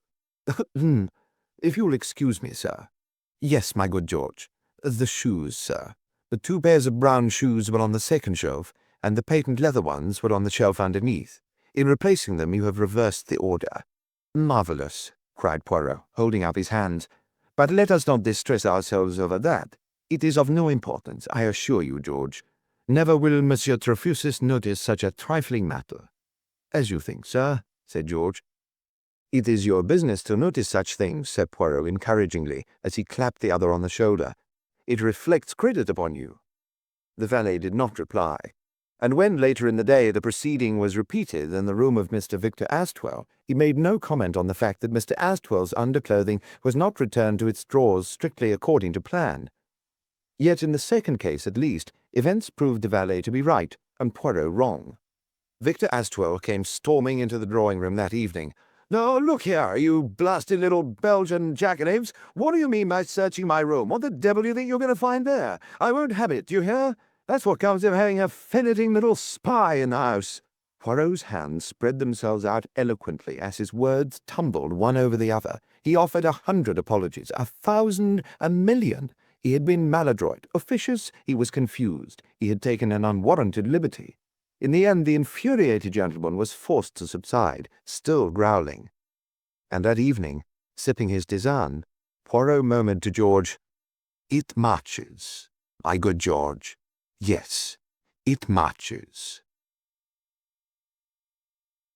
"Friday," observed Hercule Poirot thoughtfully, "is my lucky day." "Indeed, sir." "You are not superstitious, perhaps, my good George?" "I prefer not to sit down 13 at table, sir, and I am averse to passing under ladders. I have no superstitions about a Friday, sir." "That is well," said Poirot. "For, see you, today we make our Waterloo." "Really, sir?" "You have such enthusiasm, my good George. You do not even ask what I propose to do." "And what is that, sir?" "Today, George, I make a final thorough search of the tower room." True enough, Poirot, with the permission of Lady Astwell, went to the scene of the crime. There, at various times of the morning, members of the household saw him crawling about on all fours, examining minutely the black velvet curtains, and standing on high chairs to examine the picture frames on the wall. Lady Astwell, for the first time, displayed uneasiness. "I have to admit it," she said. "He is getting on my nerves at last. He has something up his sleeve, and I don't know what it is, and the way he is crawling about on the floor up there like a dog makes me downright shivery. What is he looking for, I'd like to know? Lily, my dear, I wish you would go up and see what it is he is up to." "No, on the whole, I'd rather you stayed with me." "Shall I go, Lady Astwell?"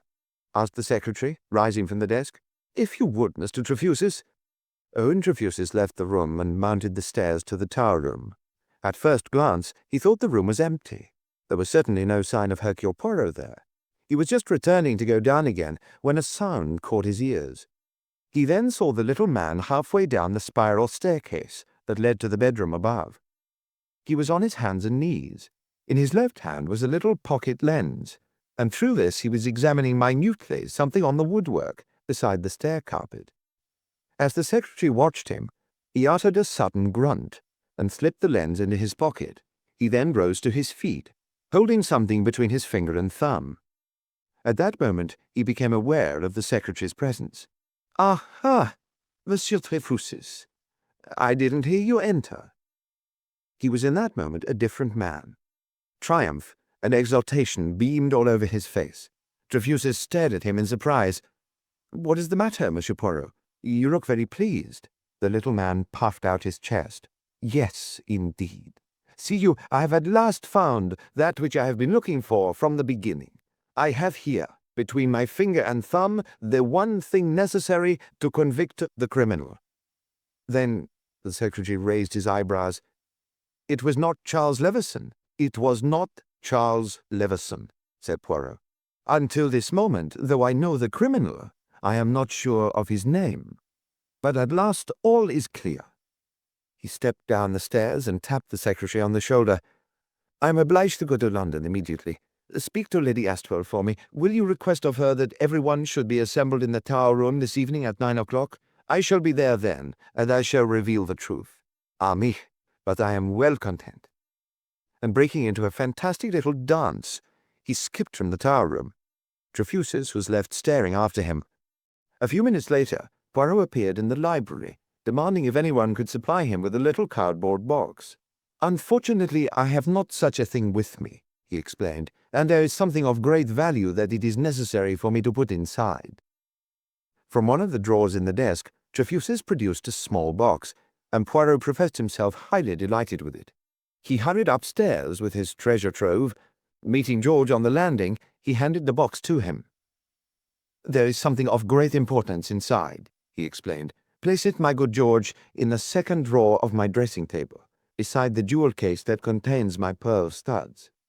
"Very good, sir," said George. "Do not break it," said Poirot. "Be very careful. Inside that box is something that will hang a criminal." "You don't say, sir," said George. Poirot hurried down the stairs again, and, seizing his hat, departed from the house at a brisk run. His return was more unostentatious. The faithful George, according to orders, admitted him by the side door. "They are all in the tower room?" inquired Poirot. "Yes, sir." There was a murmured interchange of a few words, and then Poirot mounted with the triumphant step of the victor to that room where the murder had taken place less than a month ago. His eyes swept around the room. They were all there. Lady Astwell, Victor Astwell, Lily Margrave, Trefusis, and Parsons the butler. The latter was hovering by the door uncertainly. "George, sir, said I should be needed here," said Parsons as Poirot made his appearance. "I don't know if that is right, sir?" "Quite right," said Poirot. "Remain, I pray of you." He advanced to the middle of the room. "This has been a case of great interest," he said in a slow, reflective voice. "It is interesting because anyone might have murdered Sir Reuben Astwell. Who inherits his money? Charles Leveson and Lady Astwell. Who was with him last that night? Lady Astwell. Who quarrelled with him violently? Again, Lady Astwell." "What are you talking about?" cried Lady Astwell. "I don't understand. But someone else quarrelled with Sir Reuben," continued Poirot in a pensive voice. "Someone else left him that night white with rage. Supposing Lady Astwell left her husband alive at 11:45 that night. There would be 10 minutes before Monsieur Charles Leveson returned. 10 minutes in which it would be possible for someone from the second floor to steal down and do the deed, and then return to his room again." Victor Astwell sprang up with a cry. "What the hell?" He stopped, choking with rage. "In a rage, Mr. Astwell, you once killed a man in West Africa." "I don't believe it," cried Lily Margrave. She came forward, her hands clenched, 2 bright spots of colour in her cheeks. "I don't believe it," repeated the girl. She came close to Victor Astwell's side. "It's true, Lily," said Astwell. "But there are things this man doesn't know. The fellow I killed was a witch-doctor who had just massacred 15 children. I considered that I was justified." Lily came up to Poirot. "Monsieur Poirot," she said earnestly, "you are wrong. Because a man has a sharp temper, because he breaks out and says all kinds of things, that is not any reason why he should do a murder. I know, I tell you, that Mr. Astwell is incapable of such a thing." Poirot looked at her, a very curious smile on his face. Then he took her hand in his and patted it gently. "You see, mademoiselle," he said gently, "you also have your intuitions. So you believe Mr. Astwell, do you?" Lily spoke quietly. "Mr. Astwell is a good man," she said, "and he is honest. He had nothing to do with the inside work of the Mapala goldfields. He is good through and through, and I have promised to marry him." Victor Astwell came to her side and took her other hand. "Before God, Monsieur Poirot," he said, "I didn't kill my brother." "I know you did not," said Poirot. His eyes swept around the room. "Listen, my friends. In a hypnotic trance, Lady Astwell mentioned having seen a bulge in the curtain that night." Everyone's eyes swept to the window. "You mean there was a burglar concealed there?" exclaimed Victor Astwell. "What a splendid solution!" "Ah," said Poirot gently, "but it was not that curtain." He wheeled round and pointed to the curtain that masked the little staircase. "Sir Reuben used the bedroom the night prior to the crime. He breakfasted in bed, and he had Mr. Trefusis up there to give him instructions. I don't know what it was that Mr. Trefusis left in that bedroom, but there was something. When he said good night to Sir Reuben and Lady Astwell, he remembered this thing and ran up the stairs to fetch it. I don't think either the husband or wife noticed him, for they had already begun a violent discussion. They were in the middle of this quarrel when Mr. Trefusis came down the stairs again.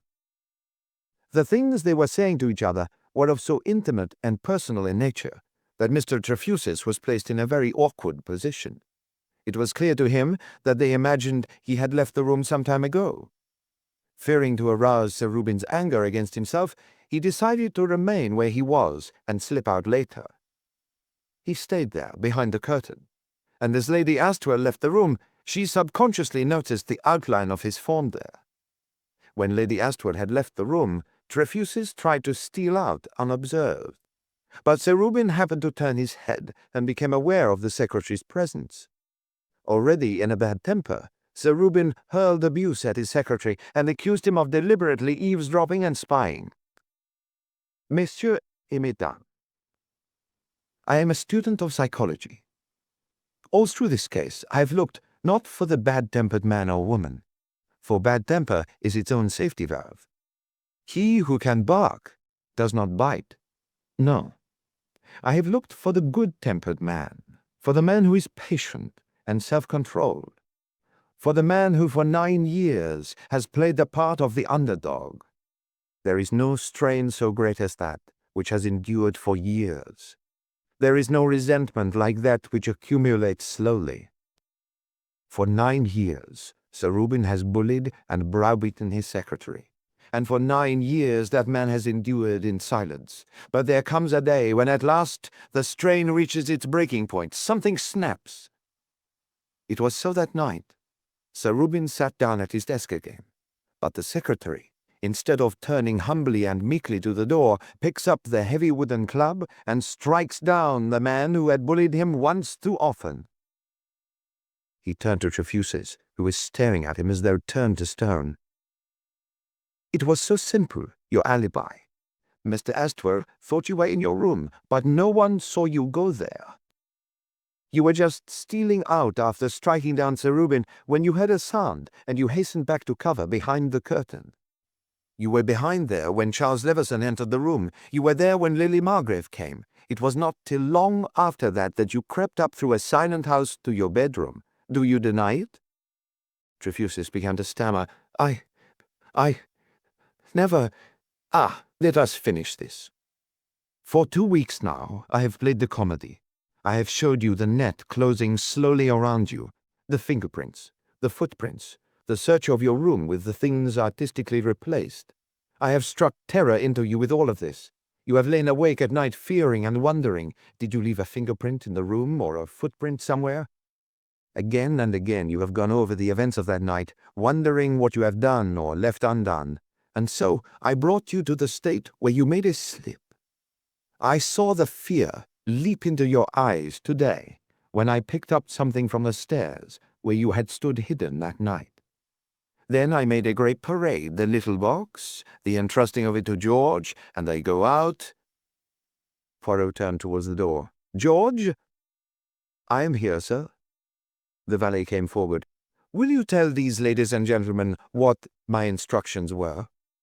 I was to remain concealed in the wardrobe in your room, sir, having placed the cardboard box where you told me to.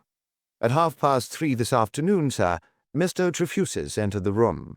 He went to the drawer and took out the box in question.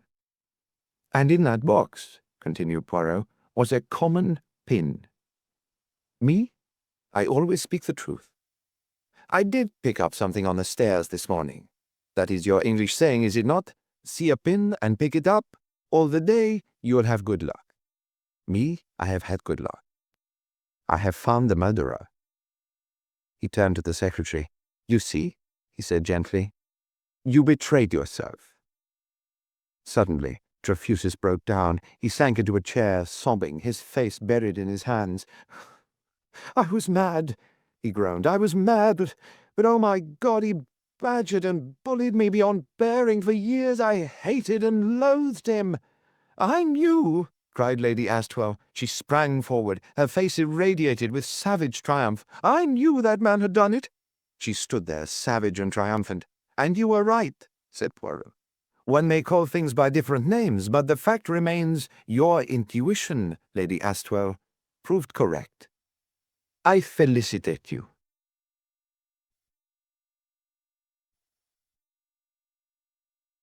24 blackbirds. Hercule Poirot was dining with his friend Henry Bonington at the Gallant Endeavour in the King's Road, Chelsea. Mr. Bonington was fond of the Gallant Endeavour. He liked the leisurely atmosphere. He liked the food, which was plain and English, and not a lot of made-up messes. He liked to tell people who dined with him there just exactly where Augustus John had been wont to sit, and draw their attention to the famous artists' names in the visitors' book. Mr. Bonington himself was the least artistic of men, but he took a certain pride in the artistic activities of others. Molly, the sympathetic waitress, greeted Mr. Bonington as an old friend. She prided herself on remembering her customers' likes and dislikes in the way of food. "Good evening, sir," she said, as the two men took their seats at a corner table. "You're in luck today. Turkey stuffed with chestnuts, that's your favourite, isn't it? And ever such a nice Stilton we've got. Will you have soup first or fish?" Mr. Bonington deliberated the point.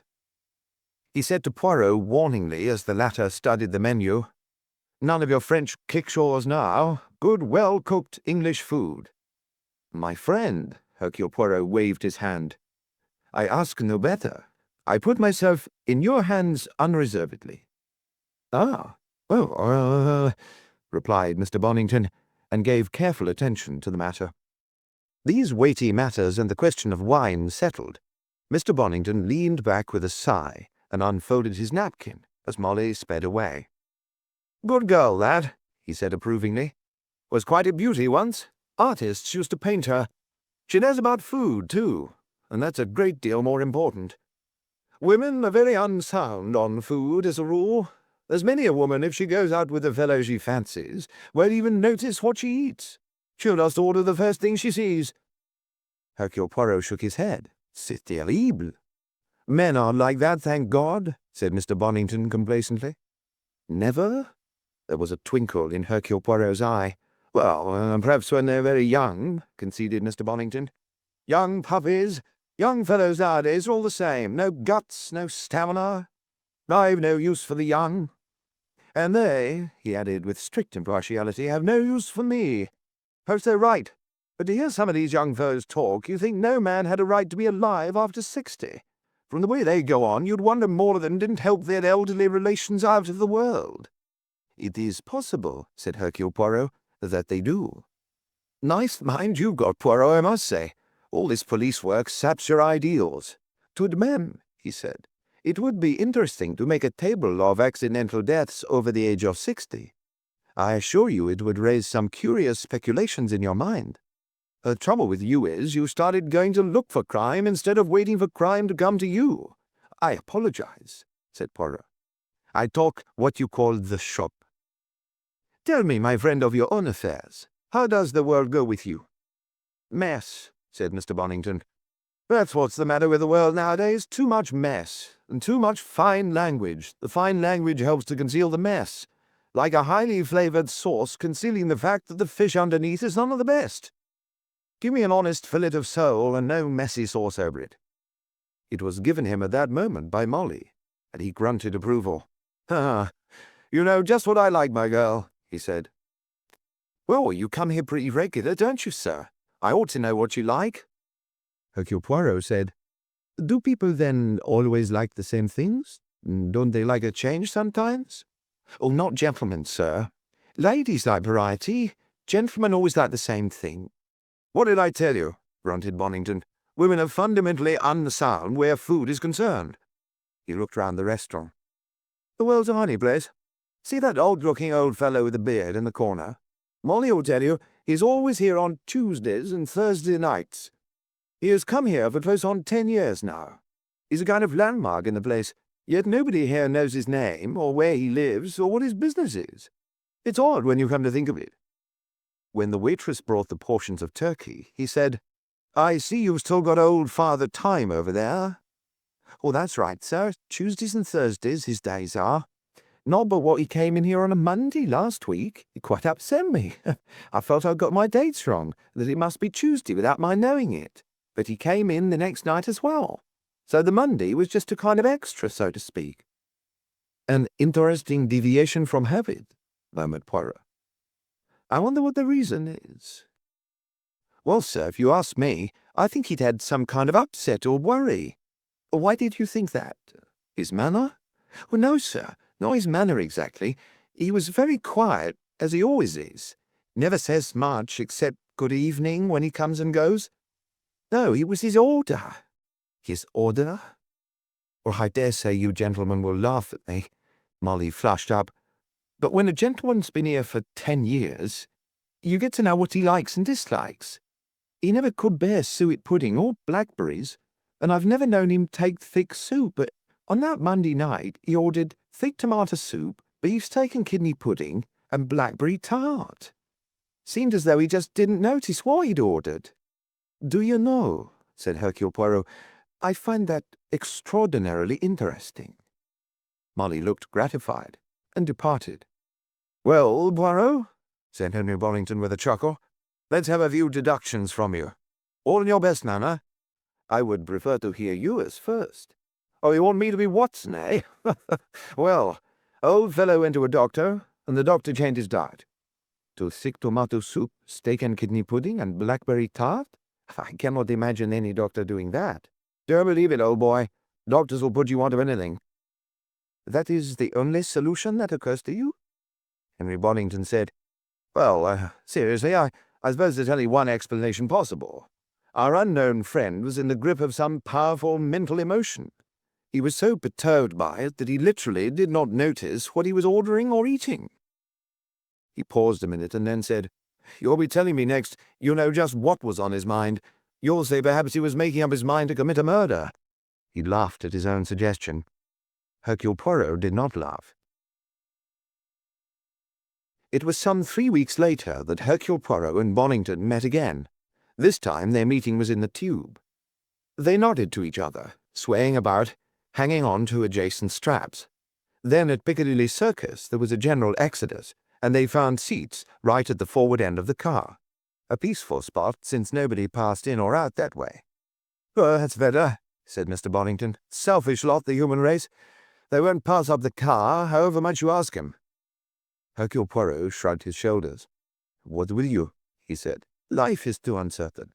"Oh, that's it. Here today, gone tomorrow," said Mr. Bollington with a kind of gloomy relish. "And talking of that, do you remember that old boy we noticed at the Gallant Endeavour? I shouldn't wonder if he'd hopped into a better world. He's not been there for a whole week. Molly is quite upset about it." Hercule Poirot sat up. His green eyes flashed. "Indeed," he said, "indeed." Bollington said, "Do you remember I suggested he'd been to a doctor and been put on a diet? Diet's nonsense, of course, but I shouldn't wonder if he had consulted a doctor about his health. And what the doctor said gave him a bit of a jolt.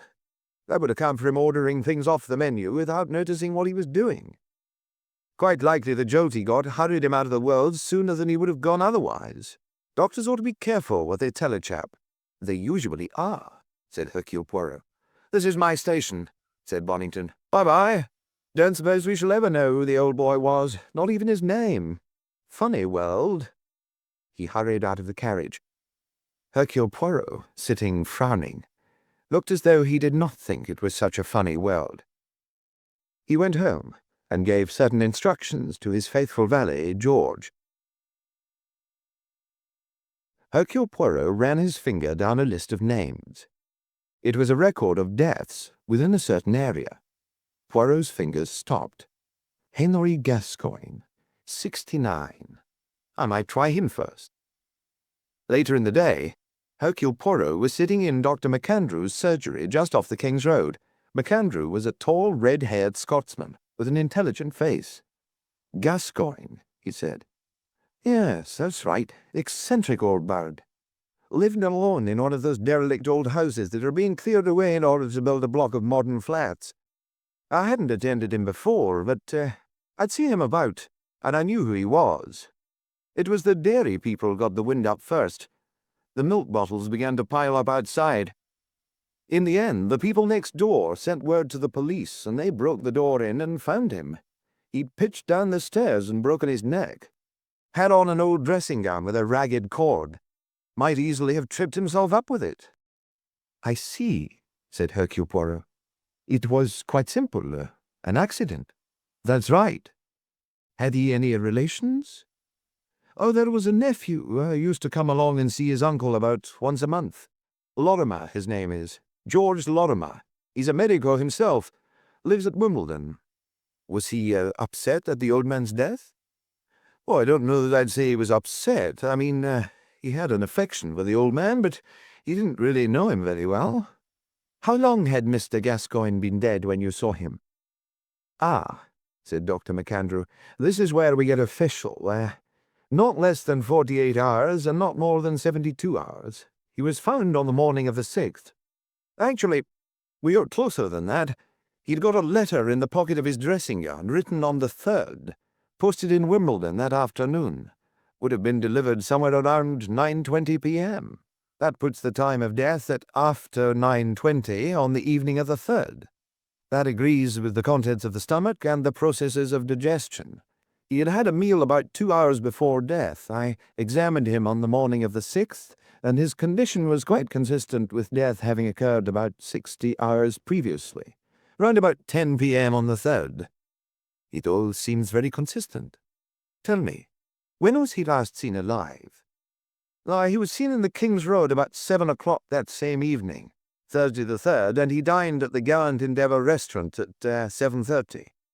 It seems he always dined there on Thursdays. He was by way of being an artist, you know. An extremely bad one. He had no other relations? Only this nephew? Oh, there was a twin brother. The whole story is rather curious. They hadn't seen each other for years. It seems the other brother, Anthony Gascoigne, married a very rich woman and gave up art, and the brothers quarrelled over it. Hadn't seen each other since, I believe. But oddly enough, they died on the same day. The elder twin passed away at 3 o'clock on the afternoon of the 3rd. Once before I've known a case of twins dying on the same day in different parts of the world. Probably just a coincidence. But there it is. Is the other brother's wife alive? No, she died some years ago. Where did Anthony Gascoigne live? Oh, he had a house on Kingston Hill. He was, I believe, from what Dr. Lorimer tells me, very much a recluse. Hercule Poirot nodded thoughtfully. The Scotsman looked at him keenly. What exactly have you got in your mind, Monsieur Poirot? He asked bluntly. I've answered your questions, as was my duty, seeing the credentials you brought, but I'm in the dark as to what it's all about. Poirot said slowly, A simple case of accidental death. That's what you said. What I have in mind is equally simple. A simple push. Dr. McAndrew looked startled. In other words, murder. Have you any grounds for that belief? No, said Poirot. It is mere supposition. Well, there must be something, persisted the other. Poirot did not speak. McAndrew said, If it's the nephew Lorimer you suspect, I don't mind telling you here and now you're barking up the wrong tree. Lorimer was playing bridge in Wimbledon from 8:30 till midnight. That came out of the inquest. Poirot murmured, And presumably it was verified? The police are careful. The doctor said, Perhaps you know something against him. I did not know there was such a person until you mentioned him. Well, then you suspect somebody else. No, it is not that at all. It is a case of the routine habits of the human animal. That is very important. And a dead Monsieur Gascoigne does not fit in. It is all wrong, you see. I really don't understand, Hercule Poirot murmured. The trouble is, there is too much sauce over the bad fish. My dear sir, Hercule Poirot smiled. You will be having me locked up as a lunatic soon, Monsieur le Docteur. But I am not really a mental case. Just a man who has a liking for order and method, and who is worried when he comes across a fact that does not fit in. I must ask you to forgive me for having given you so much trouble. He rose, and the doctor rose also. You know, said McAndrew, honestly, I can't see anything the least bit suspicious about the death of Henry Gascoigne. I say he fell, you say somebody pushed him. It's all, well, in the air. Hercule Poirot sighed. Yes, he said, it is workmanlike. Somebody has made the good job of it. Will you still think— The little man spread out his hands. I am an obstinate man, a man with a little idea and nothing to support it. By the way, did Henry Gascoigne have false teeth? No, his own teeth were in excellent preservation, very creditable indeed at his age. He looked after them well. They were white and well brushed. Yes, I noticed them particularly. teeth tend to grow a little yellow as one grows older, but they were in good condition. Not discolored in any way? No, I don't think he was a smoker, if that's what you mean. I did not mean that precisely. It was just a long shot, which probably will not come off. Goodbye, Dr. McAndrew, and thank you for your kindness. He shook the doctor's hand and departed. And now, he said, for the long shot. At the gallant endeavour, he sat down at the same table which he had shared with Bonington. The girl who served him was not Molly. Molly, the girl told him, was away on a holiday. It was only just 7, and Hercule Poirot found no difficulty in entering into conversation with the girl on the subject of old Mr. Gascoigne. Yes, she said, he's been here for years and years, but none of us girls ever knew his name. We saw about the inquest in the paper, and there was a picture of him. There, I said to Molly, if that isn't our old Father Time, as we used to call him. He dined here on the evening of his death, did he not? That's right, Thursday the 3rd. He was always here on a Thursday, Tuesdays and Thursdays, punctual as a clock. You don't remember, I suppose, what he had for dinner? Now, let me see. It was mulligatawny soup, that's right, and beefsteak pudding, or was it the mutton? No, pudding, that's right, and blackberry and apple pie and cheese. And then to think of him going home and falling down those stairs that very same evening. A frayed dressing-gown cord, they said it was, as caused it.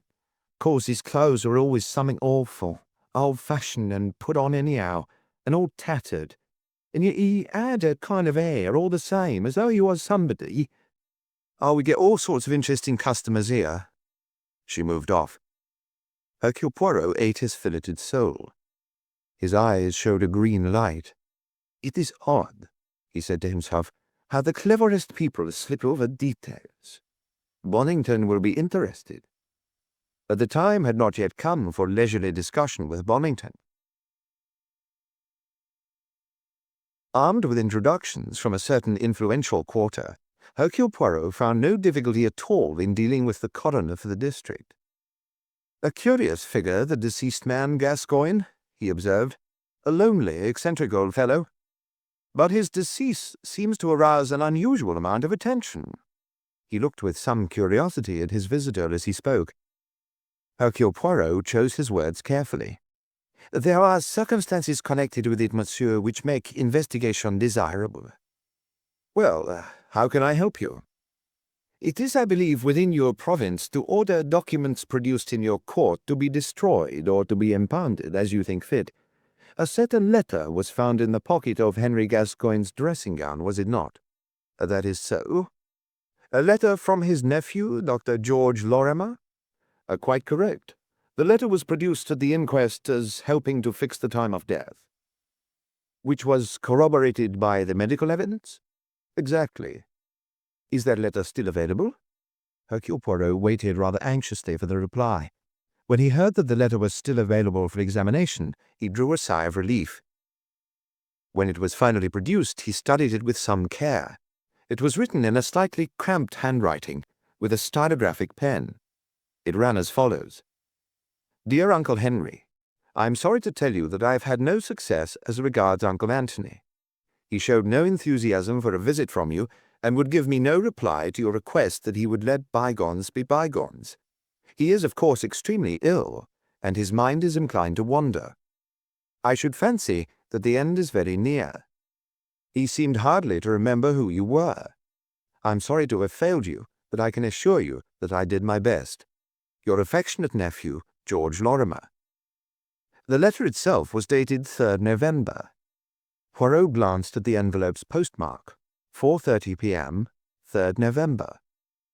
He murmured, It is beautifully in order, is it not? Kingston Hill was his next objective. After a little trouble, with the exercise of good-humoured pertinacity, he obtained an interview with Amelia Hill, cook-housekeeper to the late Anthony Gascoigne.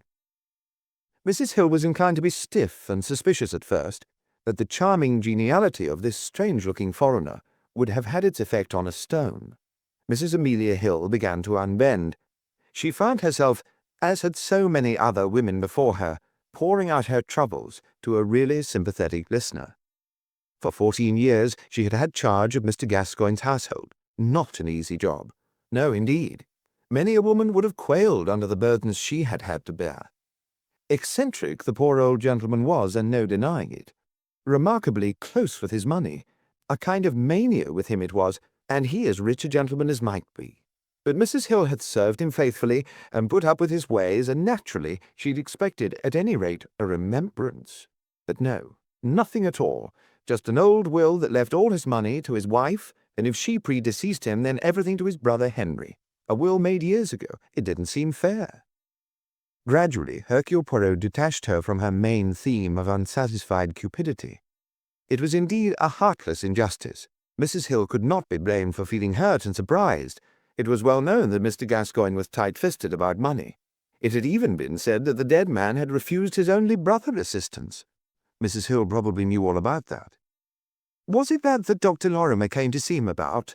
asked Mrs. Hill. "I knew it was something about his brother, but I thought it was just that his brother wanted to be reconciled. They'd quarrelled years ago." "I understand," said Poirot, "that Mr. Gascoigne refused absolutely." "Oh, that's right enough," said Mrs. Hill with a nod. "Henry?" he says, rather weak-like. "What's this about Henry? Haven't seen him for years and don't want to. Quarrelsome fellow, Henry." "Just that."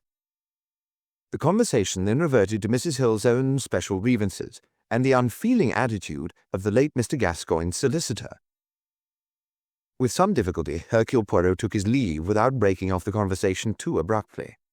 And so, just after the dinner hour, he came to Elmcrest, Dorset Road, Wimbledon, the residence of Dr. George Lorimer.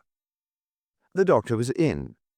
Hercule Poirot was shown into the surgery, and there, presently, Dr. George Lorimer came to him, obviously just risen from the dinner table.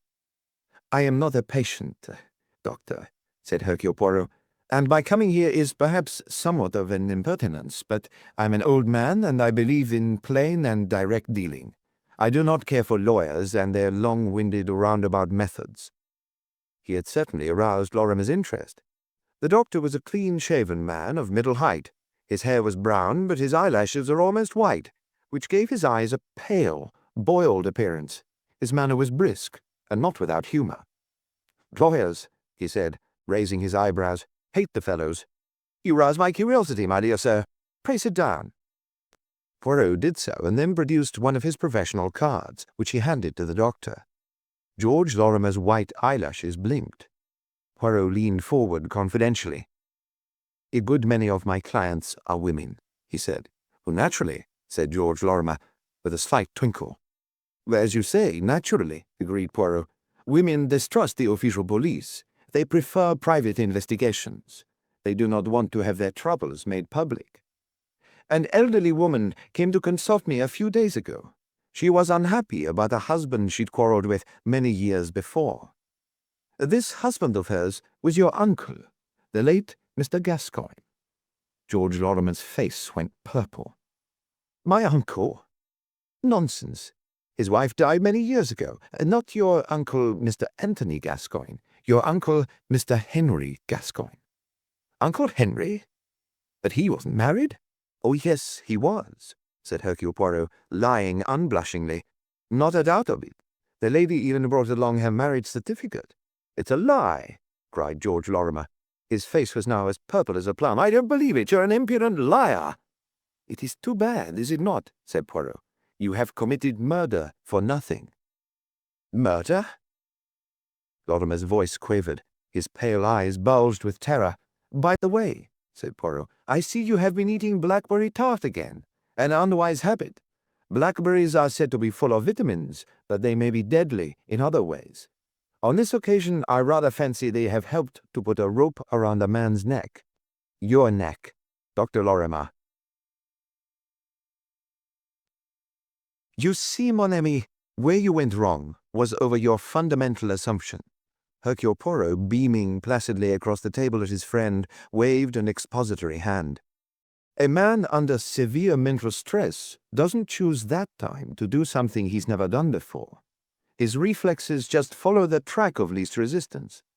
A man who is upset about something might conceivably come down to dinner dressed in his pajamas. But they will be his own pajamas, not somebody else's." A man who dislikes thick soup, suet pudding, and blackberries suddenly orders all three in one evening? You say because he is thinking of something else. But I say that the man who has got something on his mind will order automatically the dish he has ordered most often before. Eh bien. Then, what other explanation can there be? I simply could not think of a reasonable explanation, and I was worried. The incident was all wrong. It did not fit. I have an orderly mind, and I like things to fit. Mr. Gascoigne's dinner order worried me. Then you told me that the man had disappeared. He had missed a Tuesday and a Thursday, the first time for years. I like that even less. A queer hypothesis sprang up in my mind. If I were right about it, the man was dead. I made inquiries. The man was dead. And he was very neatly and tidily dead. In other words, the bad fish was covered up with the sauce. He had been seen in the King's Road at 7 o'clock. He had had dinner here at 7:30. 2 hours before he died. It all fitted in. The evidence of the stomach contents. The evidence of the letter. Much too much sauce.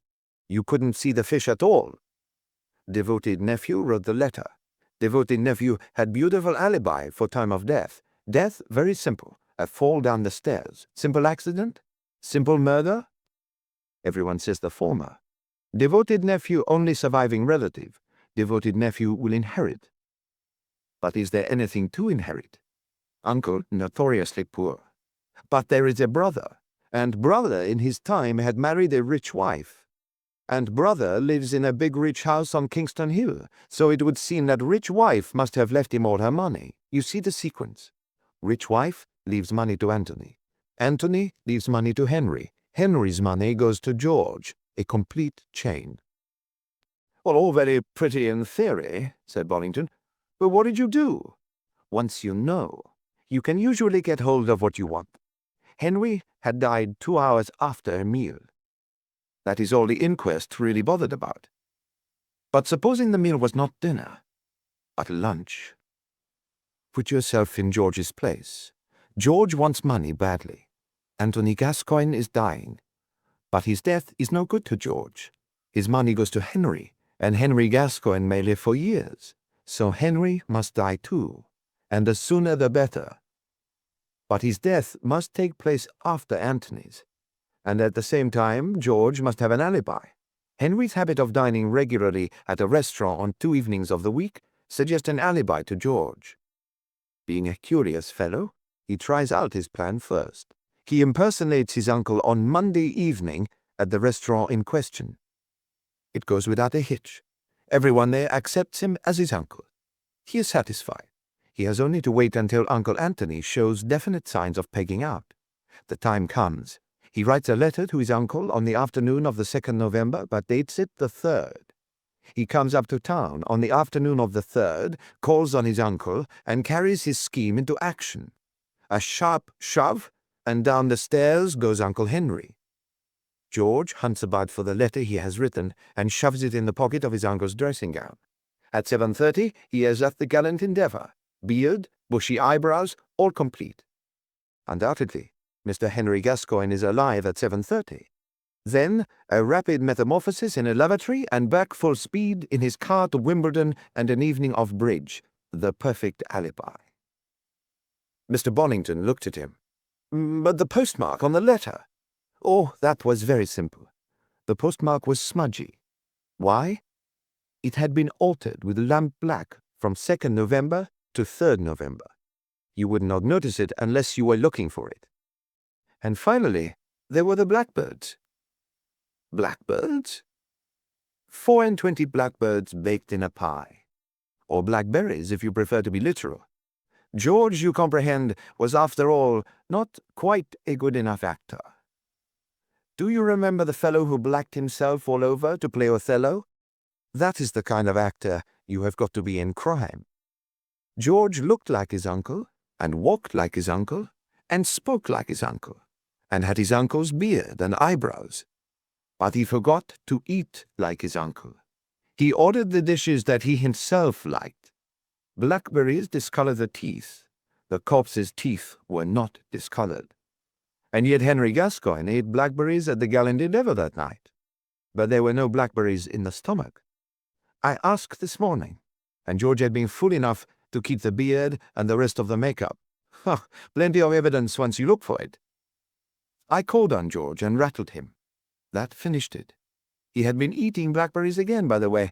A greedy fellow, cared a lot about his food. Eh bien, greed will hang him all right, unless I am very much mistaken. A waitress brought them 2 portions of blackberry and apple tart. "Take it away," said Mr. Bonington. "One can't be too careful. Bring me a small helping of sago pudding."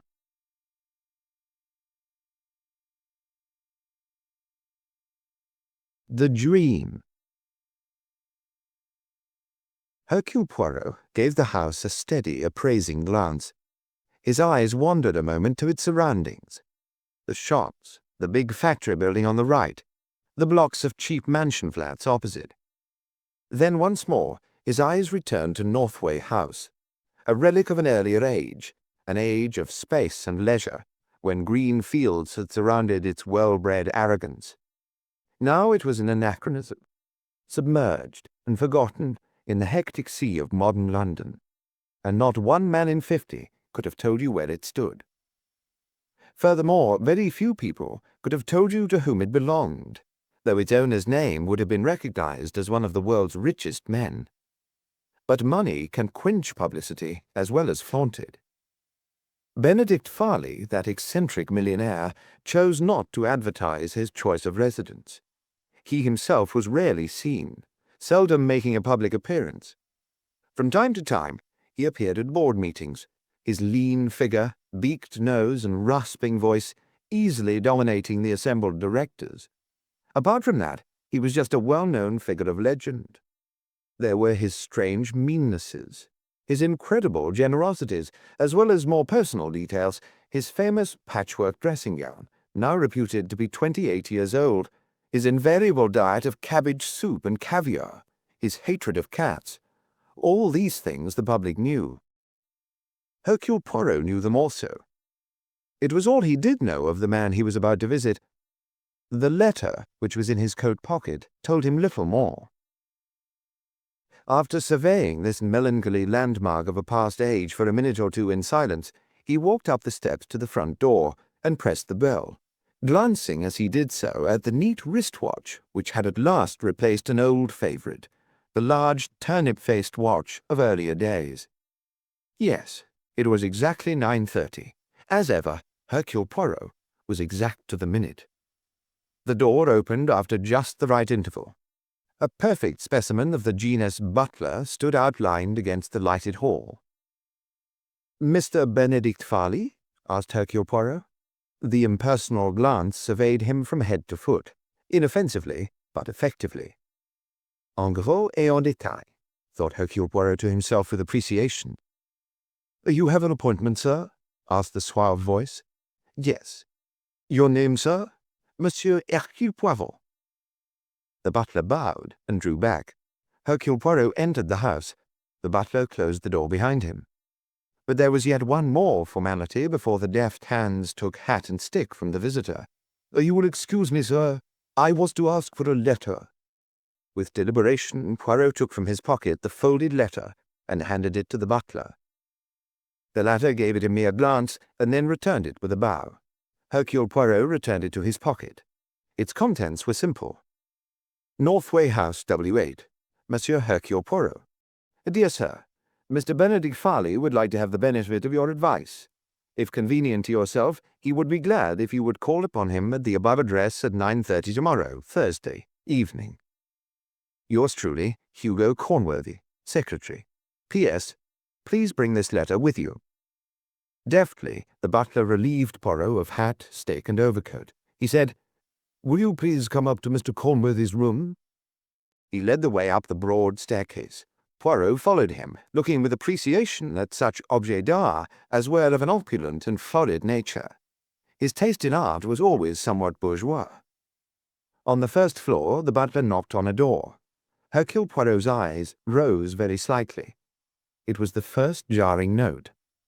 For the best butlers do not knock at doors, and yet, indubitably, this was a first-class butler. It was, so to speak, the first intimation of contact with the eccentricity of a millionaire. A voice from within called out something. The butler threw open the door. He announced, and again Poirot sensed the deliberate departure from orthodoxy. "The gentleman you were expecting, sir." Poirot passed into the room. It was a fair-sized room, very plainly furnished in a workmanlike fashion. Filing cabinets, books of reference, a couple of easy chairs, and a large and imposing desk covered with neatly docketed papers. The corners of the room were dim, for the only light came from a big green-shaded reading lamp, which stood on a small table by the arm of one of the easy chairs. It was placed so as to cast its full light on anyone approaching from the door. Hercule Poirot blinked a little, realizing that the lamp bulb was at least 150 watts. In the armchair sat a thin figure in a patchwork dressing-gown, Benedict Farley. His head was stuck forward in a characteristic attitude, his beaked nose projecting like that of a bird. A crest of white hair like that of a cockatoo rose above his forehead. His eyes glittered behind thick lenses as he peered suspiciously at his visitor. "Eh?" he said at last, and his voice was shrill and harsh, with a rasping note in it. "So, you're Hercule Poirot, eh?" "At your service," said Poirot politely, and bowed, one hand on the back of the chair. Sit down," said the old man testily. Hercule Poirot sat down, in the full glare of the lamp.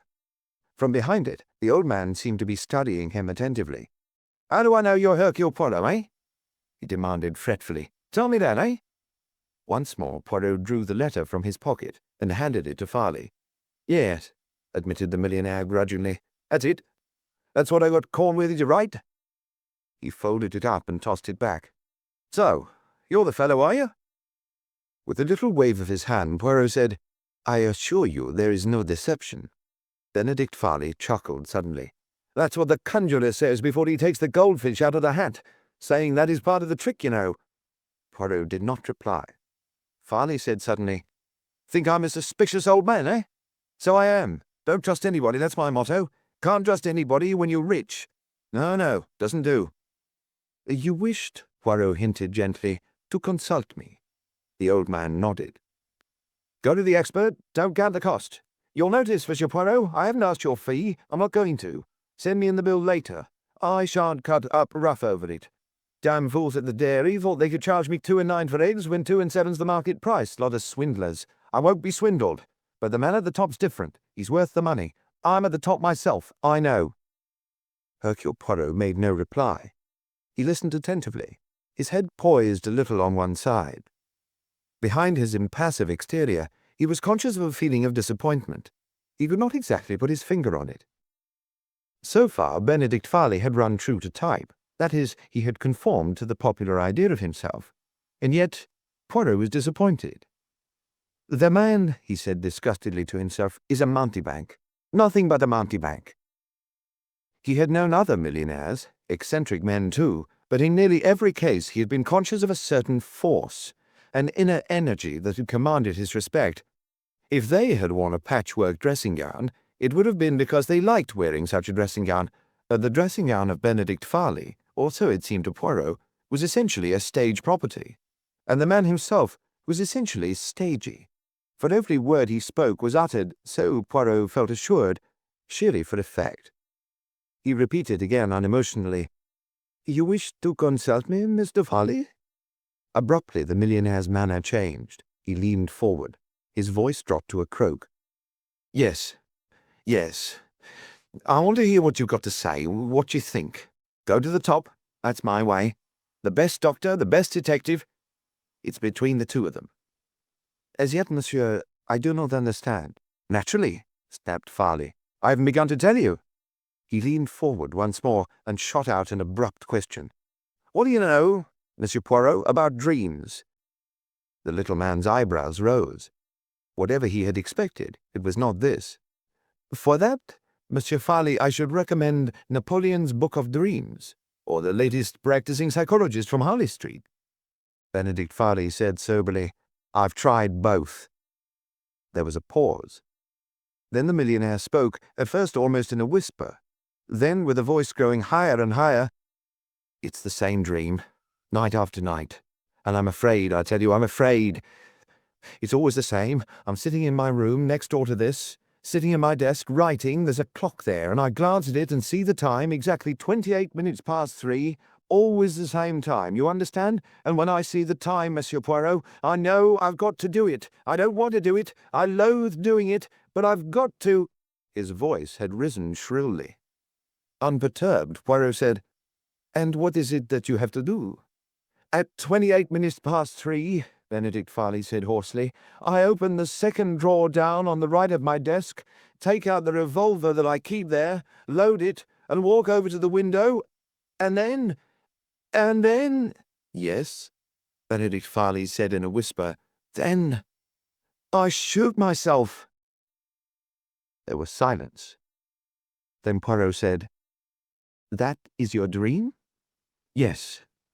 "The same every night?" "Yes." "What happens after you shoot yourself?" "I wake up." Poirot nodded his head slowly and thoughtfully. "As a matter of interest, do you keep a revolver in that particular drawer?" "Yes." "Why?" "I've always done so. It's as well to be prepared." "Prepared for what?" Farley said irritably. "A man in my position has to be on his guard. All rich men have enemies." Poirot did not pursue the subject. He remained silent for a moment or two. Then he said, "Why exactly did you send for me?" "I will tell you. First of all, I consulted a doctor. 3 doctors, to be exact." "Yes." "The first one told me it was all a question of diet. He was an elderly man. The second was a young man of the modern school. He assured me that it all hinged on a certain event that took place in infancy at that particular time of day, 3:28. I'm so determined, he says, not to remember the event that I symbolize it by destroying myself. That's his explanation." "And the third doctor?" asked Poirot. Benedict Farley's voice rose in shrill anger. "He's a young man, too. He has a preposterous theory. He asserts that I, myself, am tired of life, that my life is so unbearable to me that I deliberately want to end it. But since to acknowledge the fact would be to acknowledge that essentially I'm a failure, I refuse in my waking moments to face the truth. When I'm asleep, all inhibitions are removed, and I proceed to do that which I really wish to do. I put an end to myself." "His view is that you really wish, unknown to yourself, to commit suicide," said Poirot. Benedict Farley cried shrilly, "And that's impossible! Impossible! I'm perfectly happy. I've everything I want, everything money can buy. It's fantastic, unbelievable even to suggest a thing like that." Poirot looked at him again with interest. Perhaps something in the shaking hands, the trembling shrillness of the voice, warned him that the denial was too vehement, that its very insistence was in itself suspect.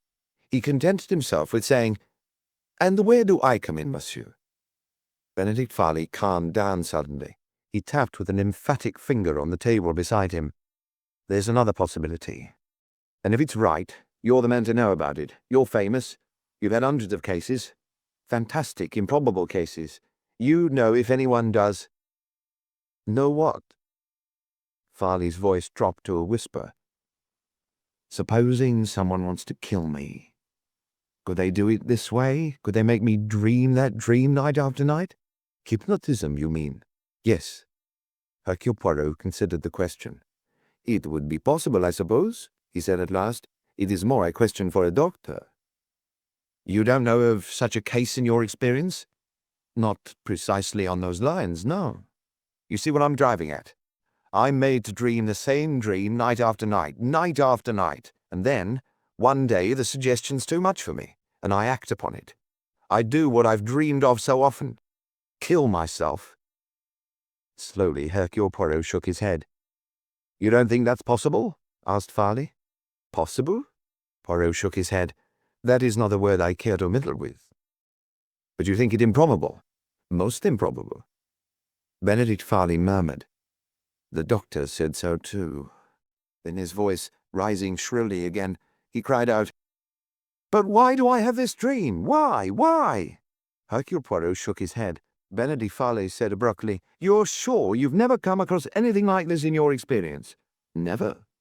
"That's what I wanted to know." Delicately, Poirot cleared his throat. "You permit," he said, "a question?" "What is it?" What is it? Say what you like. Who is it you suspect of wanting to kill you? Farley snapped out, Nobody. Nobody at all. But the idea presented itself to your mind, Poirot persisted. I wanted to know if it was a possibility. Speaking from my own experience, I should say no. Have you ever been hypnotized, by the way? Well, of course not. Do you think I'd lend myself to such tomfoolery? Then I think one can say that your theory is definitely improbable. The dream, you fool, the dream! The dream is certainly remarkable, said Poirot thoughtfully. He paused and then went on. I should like to see the scene of this drama. The table, the clock, and the revolver. Well, of course. I'll take you next door. Wrapping the folds of his dressing gown round him, the old man half rose from his chair. Then suddenly, as though a thought had struck him, he resumed his seat. No, he said.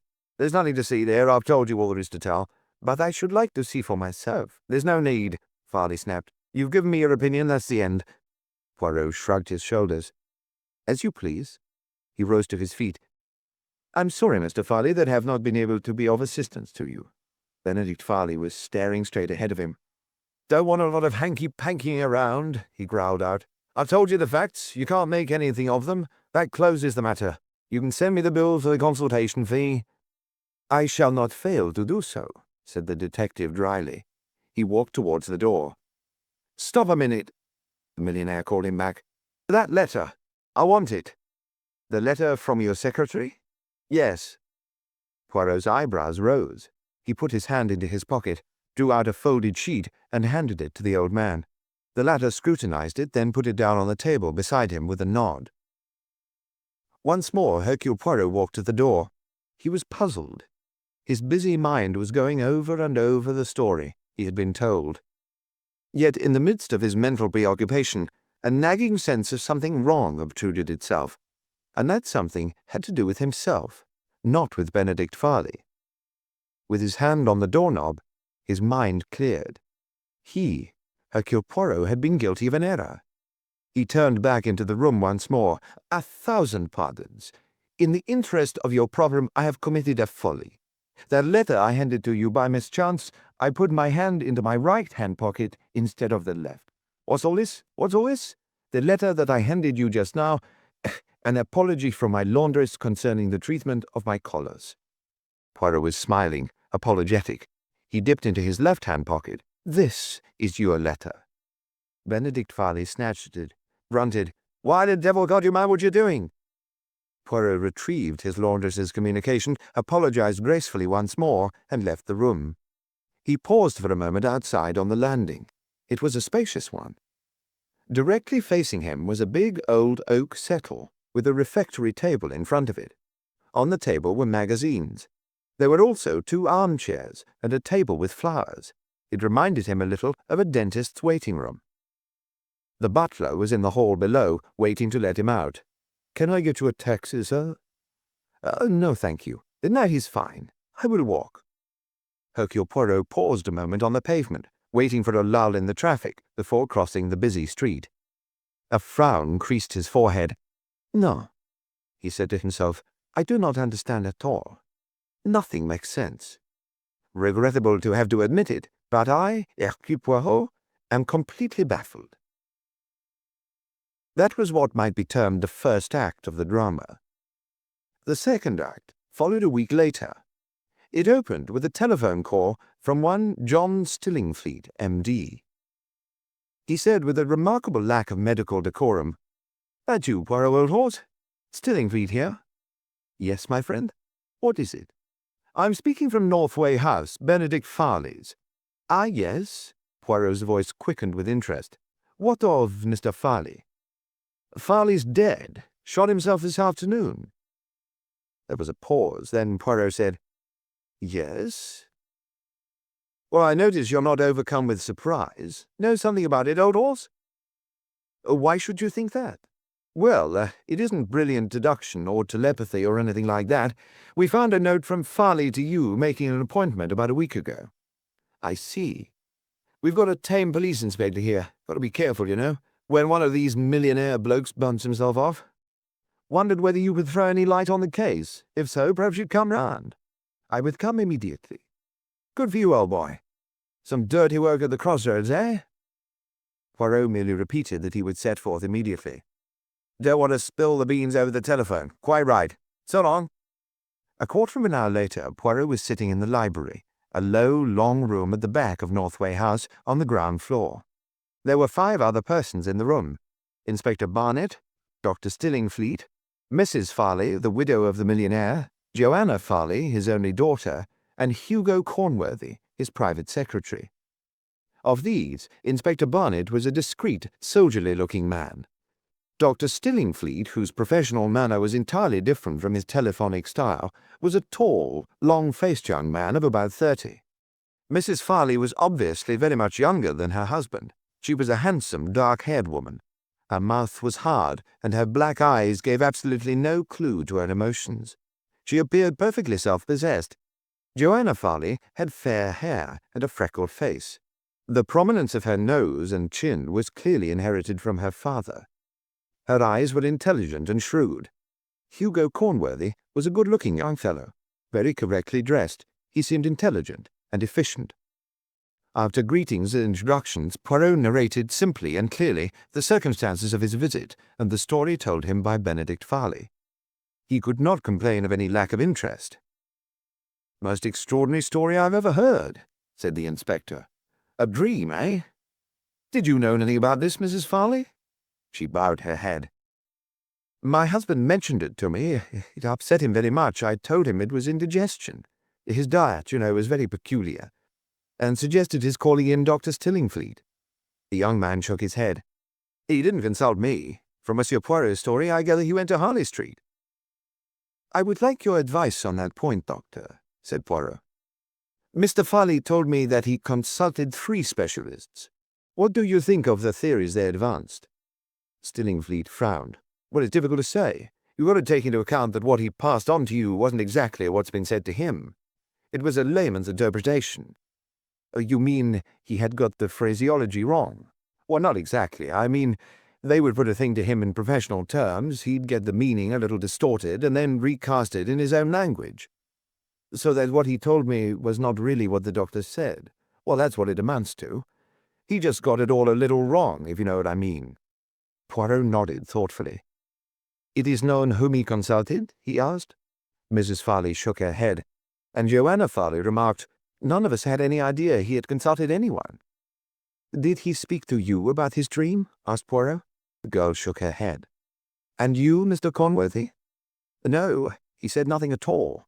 I took down a letter to you at his dictation, but I had no idea why he wished to consult you. I thought it might possibly have something to do with some business irregularity." Poirot asked, "And now, as to the actual facts of Mr. Farley's death?" Inspector Barnett looked interrogatively at Mrs. Farley and at Dr. Stillingfleet, and then took upon himself the role of spokesman. "Mr. Farley was in the habit of working in his own room on the first floor every afternoon. I understand that there was a big amalgamation of business in prospect." He looked at Hugo Cornworthy, who said, "Consolidated Coach Lines." "In connection with that," continued Inspector Barnett, "Mr. Farley had agreed to give an interview to 2 members of the press. He very seldom did anything of the kind, only about once in 5 years, I understand. Accordingly, 2 reporters, one from the Associated News Group and one from Amalgamated Press Sheets, arrived at 3:15 by appointment. They waited on the first floor outside Mr. Farley's door, which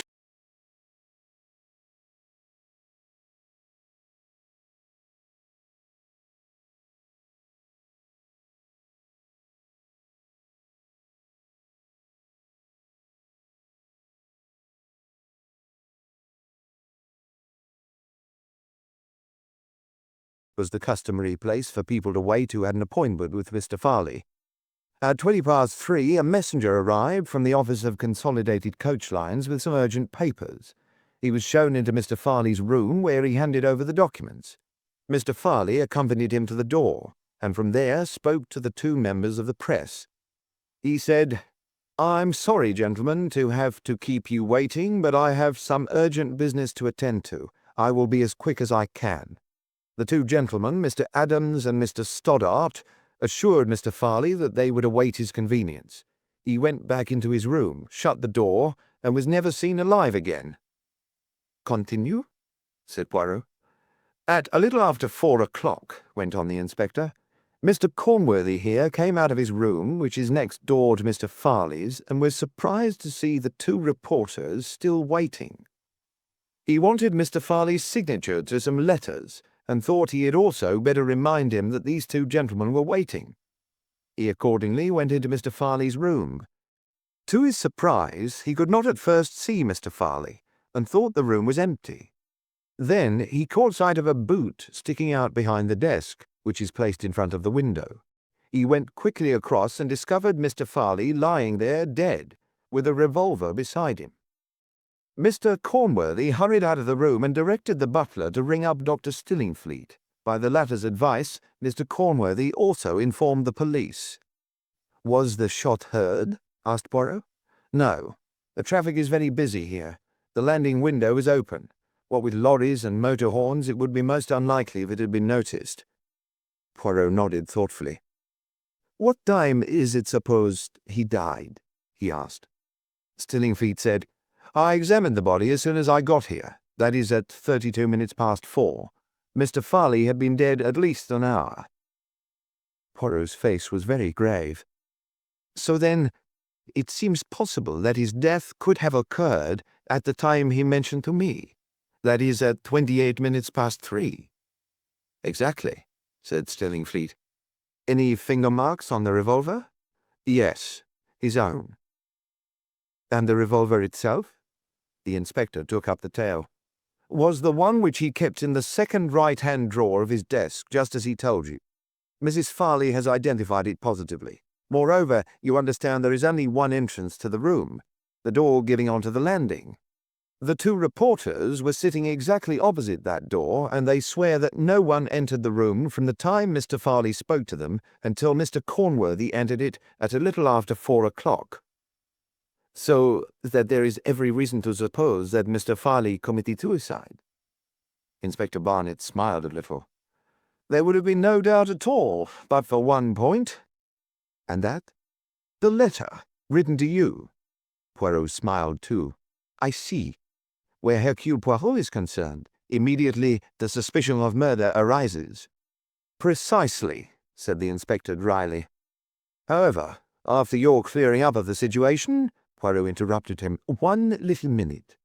He turned to Mrs. Farley. "Had your husband ever been hypnotized?" "Never." "Had he studied the question of hypnotism? Was he interested in the subject?" She shook her head.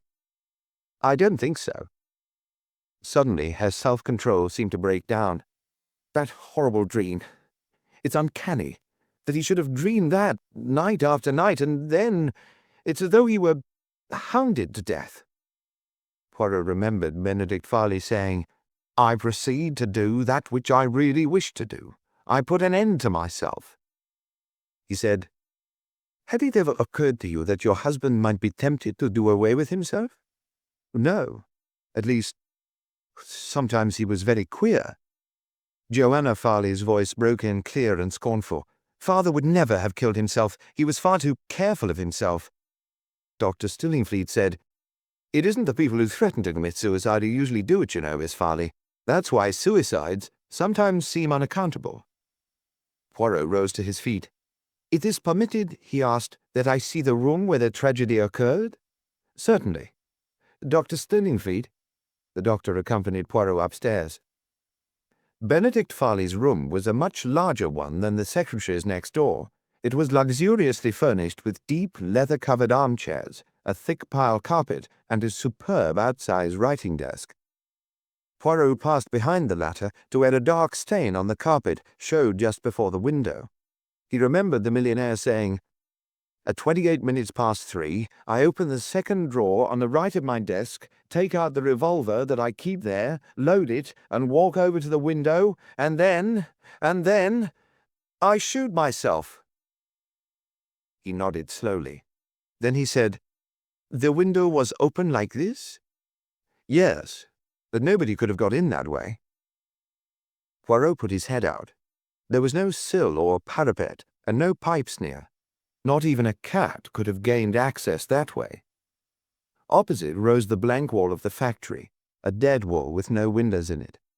Stillingfleet said, "Funny room for a rich man to choose as his own sanctum with that outlook.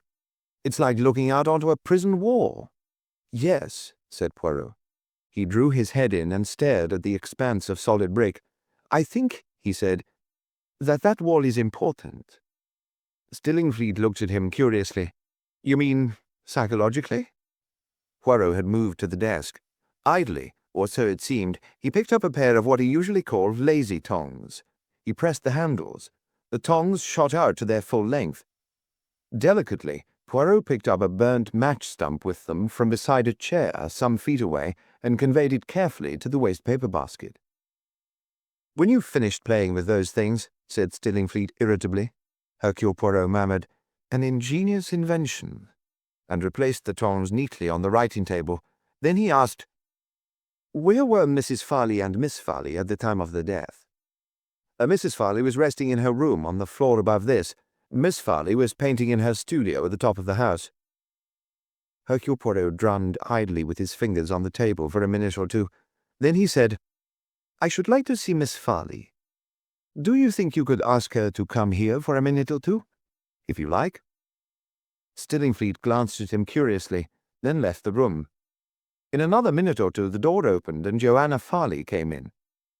"You do not mind, mademoiselle, if I ask you a few questions?" She returned his glance coolly. "Please ask anything you choose." "Did you know that your father kept a revolver in his desk?" "No." "Where were you and your mother, that is to say, your stepmother, that is right?" "Yes, Louise is my father's second wife. She is only 8 years older than I am." "You were about to say?" "Where were you and she on Thursday of last week, that is to say, on Thursday night?" She reflected for a moment or two. "Thursday. Let me see. Oh, yes, we had gone to the theatre, to see Little Dog Laughed." "Your father did not suggest accompanying you?" "Oh, he never went out to theatres." "What did he usually do in the evenings?" "He sat in here and read. He was not a very sociable man." The girl looked at him directly. "My father," she said, "had a singularly unpleasant personality. No one who lived in close association with him could possibly be fond of him. That, mademoiselle, is a very candid statement." "I'm saving you time, Monsieur Poirot. I realize quite well what you are getting at. My stepmother married my father for his money. I live here because I have no money to live elsewhere. There is a man I wish to marry, a poor man. My father saw to it that he lost his job. He wanted me, you see, to marry well. An easy matter, since I was to be his heiress." "Your father's fortune passes to you?" "Yes, that is, he left Louise, my stepmother, 250,000 free of tax, and there are other legacies, but the residue goes to me." She smiled suddenly. "So you see, Monsieur Poirot, I had every reason to desire my father's death." "I see, mademoiselle, that you have inherited your father's intelligence." She said thoughtfully, "Father was clever. One felt that with him, that he had force, driving power, but it had all turned sour, bitter. There was no humanity left." Hercule Poirot said softly, "Grand Dieu, but what an imbecile I am." Joanna Farley turned towards the door. "Is there anything more?" "Two little questions. These tongs here." He picked up the lazy tongs. "Were they always on the table?" "Yes. Father used them for picking up things. He didn't like stooping." "One other question. Was your father's eyesight good?" She stared at him. "Oh, no. He couldn't see at all. I mean, he couldn't see without his glasses. His sight had always been bad from a boy." "But with his glasses?" "Oh, he could see all right with them, of course." "He could read newspapers and fine print?" "Oh, yes." "That is all, mademoiselle." She went out of the room. Poirot murmured, "I was stupid. It was there all the time, under my nose, and because it was so near, I could not see it." He leaned out of the window once more. Down below, in the narrow way between the house and the factory, he saw a small, dark object. Hercule Poirot nodded, satisfied, and went downstairs again. The others were still in the library. Poirot addressed himself to the secretary. "I want you, Monsieur Cornworthy, to recount to me in detail the exact circumstances of Mr. Farley's summons to me. When, for instance, did Mr. Farley dictate that letter?" "On Wednesday afternoon at 5:30, as far as I can remember." "Were there any special directions about posting it?" "He told me to post it myself." "And you did so?" "Yes." "Did he give any special instructions to the butler about admitting me?" "Yes. He told me to tell Holmes is the butler, that a gentleman would be calling at 9:30. He was to ask the gentleman's name. He was also to ask to see the letter." "Rather peculiar precaution to take, don't you think?" Cornworthy shrugged his shoulders. "Mr. Farley," he said carefully, "was a rather peculiar man." "Any other instructions?" "Yes, he told me to take the evening off." "Did you do so?" "Yes, immediately after dinner. I went to the cinema." "When did you return?" "I let myself in about 11:15. "Did you see Mr. Farley again that evening?" "No." "And he did not mention the matter the next morning?" "No." Poirot paused a moment, then resumed. "When I arrived, I was not shown into Mr. Farley's own room." "No. He told me that I was to tell Holmes to show you into my room." "Why was that?" "Do you know?" Cornworthy shook his head. "I never questioned any of Mr. Farley's orders," he said dryly. "He would have resented it if I had." "Did he usually receive visitors in his own room?" "Usually, but not always. Sometimes he saw them in my room." "Was there any reason for that?" Hugo Cornworthy considered. "No, I hardly think so. I've never really thought about it." Turning to Mrs. Farley, Poirot asked, "You permit that I ring for your butler?" "Oh, certainly, Monsieur Poirot." "Very correct, very urbane." Holmes answered the bell. "You rang, madam?" Mrs. Farley indicated Poirot with a gesture. Holmes turned politely. "Yes, sir?" "What were your instructions, Holmes, on the Thursday night when I came here?" Holmes cleared his throat, then said, "After dinner, Mr. Cornworthy told me that Mr. Farley expected a Mr. Hercule Poirot at 9:30. I was to ascertain the gentleman's name, and I was to verify the information by glancing at a letter. Then I was to show him up to Mr. Cornworthy's room." "Were you also told to knock on the door?" An expression of distaste crossed the butler's countenance. "That was one of Mr. Farley's orders. I was always to knock when introducing visitors, business visitors, that is," he added. "Ha, that puzzled me. Were you given any other instructions concerning me?" "No, sir. When Mr. Cornworthy had told me what I have just repeated to you, he went out." "What time was that?" 10 minutes to 9, sir." "Did you see Mr. Farley after that?" "Yes, sir. I took him up a glass of hot water, as usual, at 9 o'clock. "Was he then in his own room or in Mr. Cornworthy's?" "He was in his own room, sir." "You noticed nothing unusual about that room?" "Unusual? No, sir." "Where were Mrs. Farley and Miss Farley?" "They had gone to the theatre, sir." "Thank you, Holmes. That will do." Holmes bowed and left the room. Poirot turned to the millionaire's widow. "One more question, Mrs. Farley. Had your husband good sight?" "No, not without his glasses." "He was very short-sighted?" "Oh, yes. He was quite helpless without his spectacles." "He had several pairs of glasses?" "Yes." "Ah," said Poirot. He leaned back. "I think that concludes the case." There was silence in the room. They were all looking at the little man who sat there complacently, stroking his moustache. On the inspector's face was perplexity. Dr. Stillingfleet was frowning. Cornworthy merely stared uncomprehendingly. Mrs. Farley gazed in blank astonishment. Joanna Farley looked eager. Mrs. Farley broke the silence. "I don't understand, Monsieur Poirot." Her voice was fretful. "The dream, yes," said Poirot. "The dream was very important." Mrs. Farley shivered. She said, "I've never believed in anything supernatural before, but now, to dream it night after night beforehand, it's extraordinary." said Stillingfleet. "Extraordinary. If we hadn't got your word for it, Poirot, and if you hadn't had it straight from the horse's mouth—" He coughed in embarrassment, and readopting his professional manner, "I beg your pardon, Mrs. Farley. If Mr. Farley himself had not told that story—" "Exactly," said Poirot. His eyes, which had been half closed, opened suddenly. They were very green. "If Benedict Farley hadn't told me—" He paused a minute, looking round at a circle of blank faces. "There are certain things, you comprehend, that happened that evening which I was quite at a loss to explain. First, why make such a point of my bringing that letter with me?" "Identification," suggested Cornworthy. No, my dear young man. Really, that idea is too ridiculous. There must be some much more valid reason. For not only did Mr. Farley require to see that letter produced, but he definitely demanded that I should leave it behind me.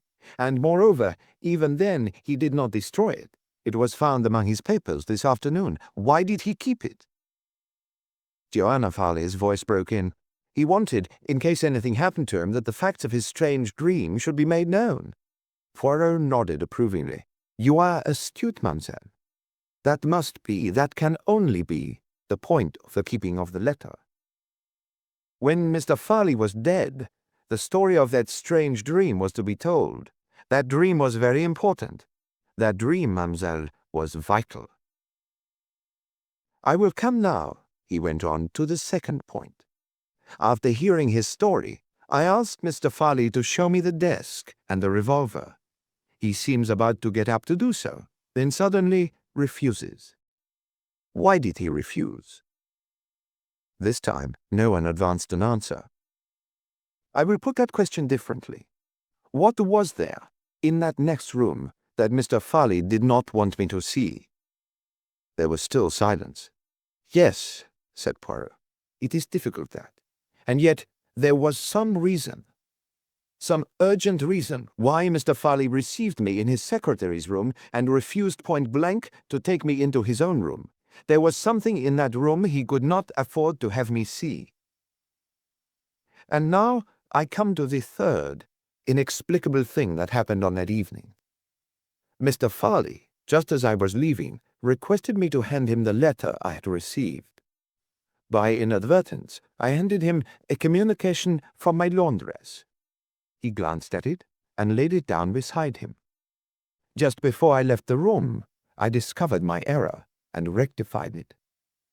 After that, I left the house, and I admit it, I was completely at sea. The whole affair, and especially that last incident, seemed to me quite inexplicable." He looked round from one to the other. "You do not see?" Stillingfleet said, "I don't really see how your laundress comes into it, Poirot." "My laundress," said Poirot, "was very important. That miserable woman who ruins my collars was, for the first time in her life, useful to somebody. Surely you see, it is so obvious." Mr. Farley glanced at that communication. One glance would have told him that it was the wrong letter, and yet he knew nothing. Why? Because he could not see it properly. Inspector Barnett said sharply, "Well, didn't he have his glasses on?" Hercule Poirot smiled. "Yes," he said, "he had his glasses on. That is what makes it so very interesting." He leaned forward. "Mr. Farley's dream was very important. He dreamed, you see, that he committed suicide. And a little later on, he did commit suicide. That is to say, he was alone in a room and was found there with a revolver by him, and no one entered or left that room at the time that he was shot. What does that mean? It means, does it not, that it must be suicide?" "Yes," said Stillingfleet. Hercule Poirot shook his head. "On the contrary," he said, "it was murder. An unusual and a very cleverly planned murder." Again he leaned forward, tapping the table, his eyes green and shining. "Why did Mr. Farley not allow me to go into his own room that evening? What was there in there that I must not be allowed to see? I think, my friends, that there was Benedict Farley himself." He smiled at the blank faces. "Yes, it is not nonsense what I say. Why could the Mr. Farley to whom I had been talking not realize the difference between two totally dissimilar letters? Because, mes amis, he was a man of normal sight, wearing a pair of very powerful glasses. Those glasses would render a man of normal eyesight practically blind. Isn't that so, Doctor? Stillingfleet murmured, Well, that's so, of course. Why did I feel that in talking to Mr. Farley I was talking to a mountebank, to an actor playing a part? Consider the setting. The dim room. The green-shaded light turned blindingly away from the figure in the chair. What did I see? The famous patchwork dressing gown, the beaked nose, faked with that useful substance nose putty, the white crest of hair, the powerful lenses concealing the eyes. What evidence is there that Mr. Farley ever had a dream? Only the story I was told and the evidence of Mrs. Farley. What evidence is there that Benedict Farley kept a revolver in his desk? Once again, only the story told me and the word of Mrs. Farley. Two people carried this fraud through, Mrs. Farley and Hugo Cornworthy. Cornworthy wrote the letter to me, gave instructions to the butler, went out ostensibly to the cinema, but let himself in again immediately with a key, went to his room, made himself up, and played the part of Benedict Farley. And so we come to this afternoon. The opportunity for which Mr. Cornworthy has been waiting arrives. There are two witnesses on the landing to swear that no one goes in or out of Benedict Farley's room. Cornworthy waits until a particularly heavy batch of traffic is about to pass, then he leans out of his window, and with the lazy tongs, which he has purloined from the desk next door, he holds an object against the window of that room. Benedict Farley comes to the window. Cornworthy snatches back the tongs, and as Farley leans out and the lorries are passing outside, Cornworthy shoots him with the revolver that he has ready. There is a blank wall opposite, remember. There can be no witness of the crime.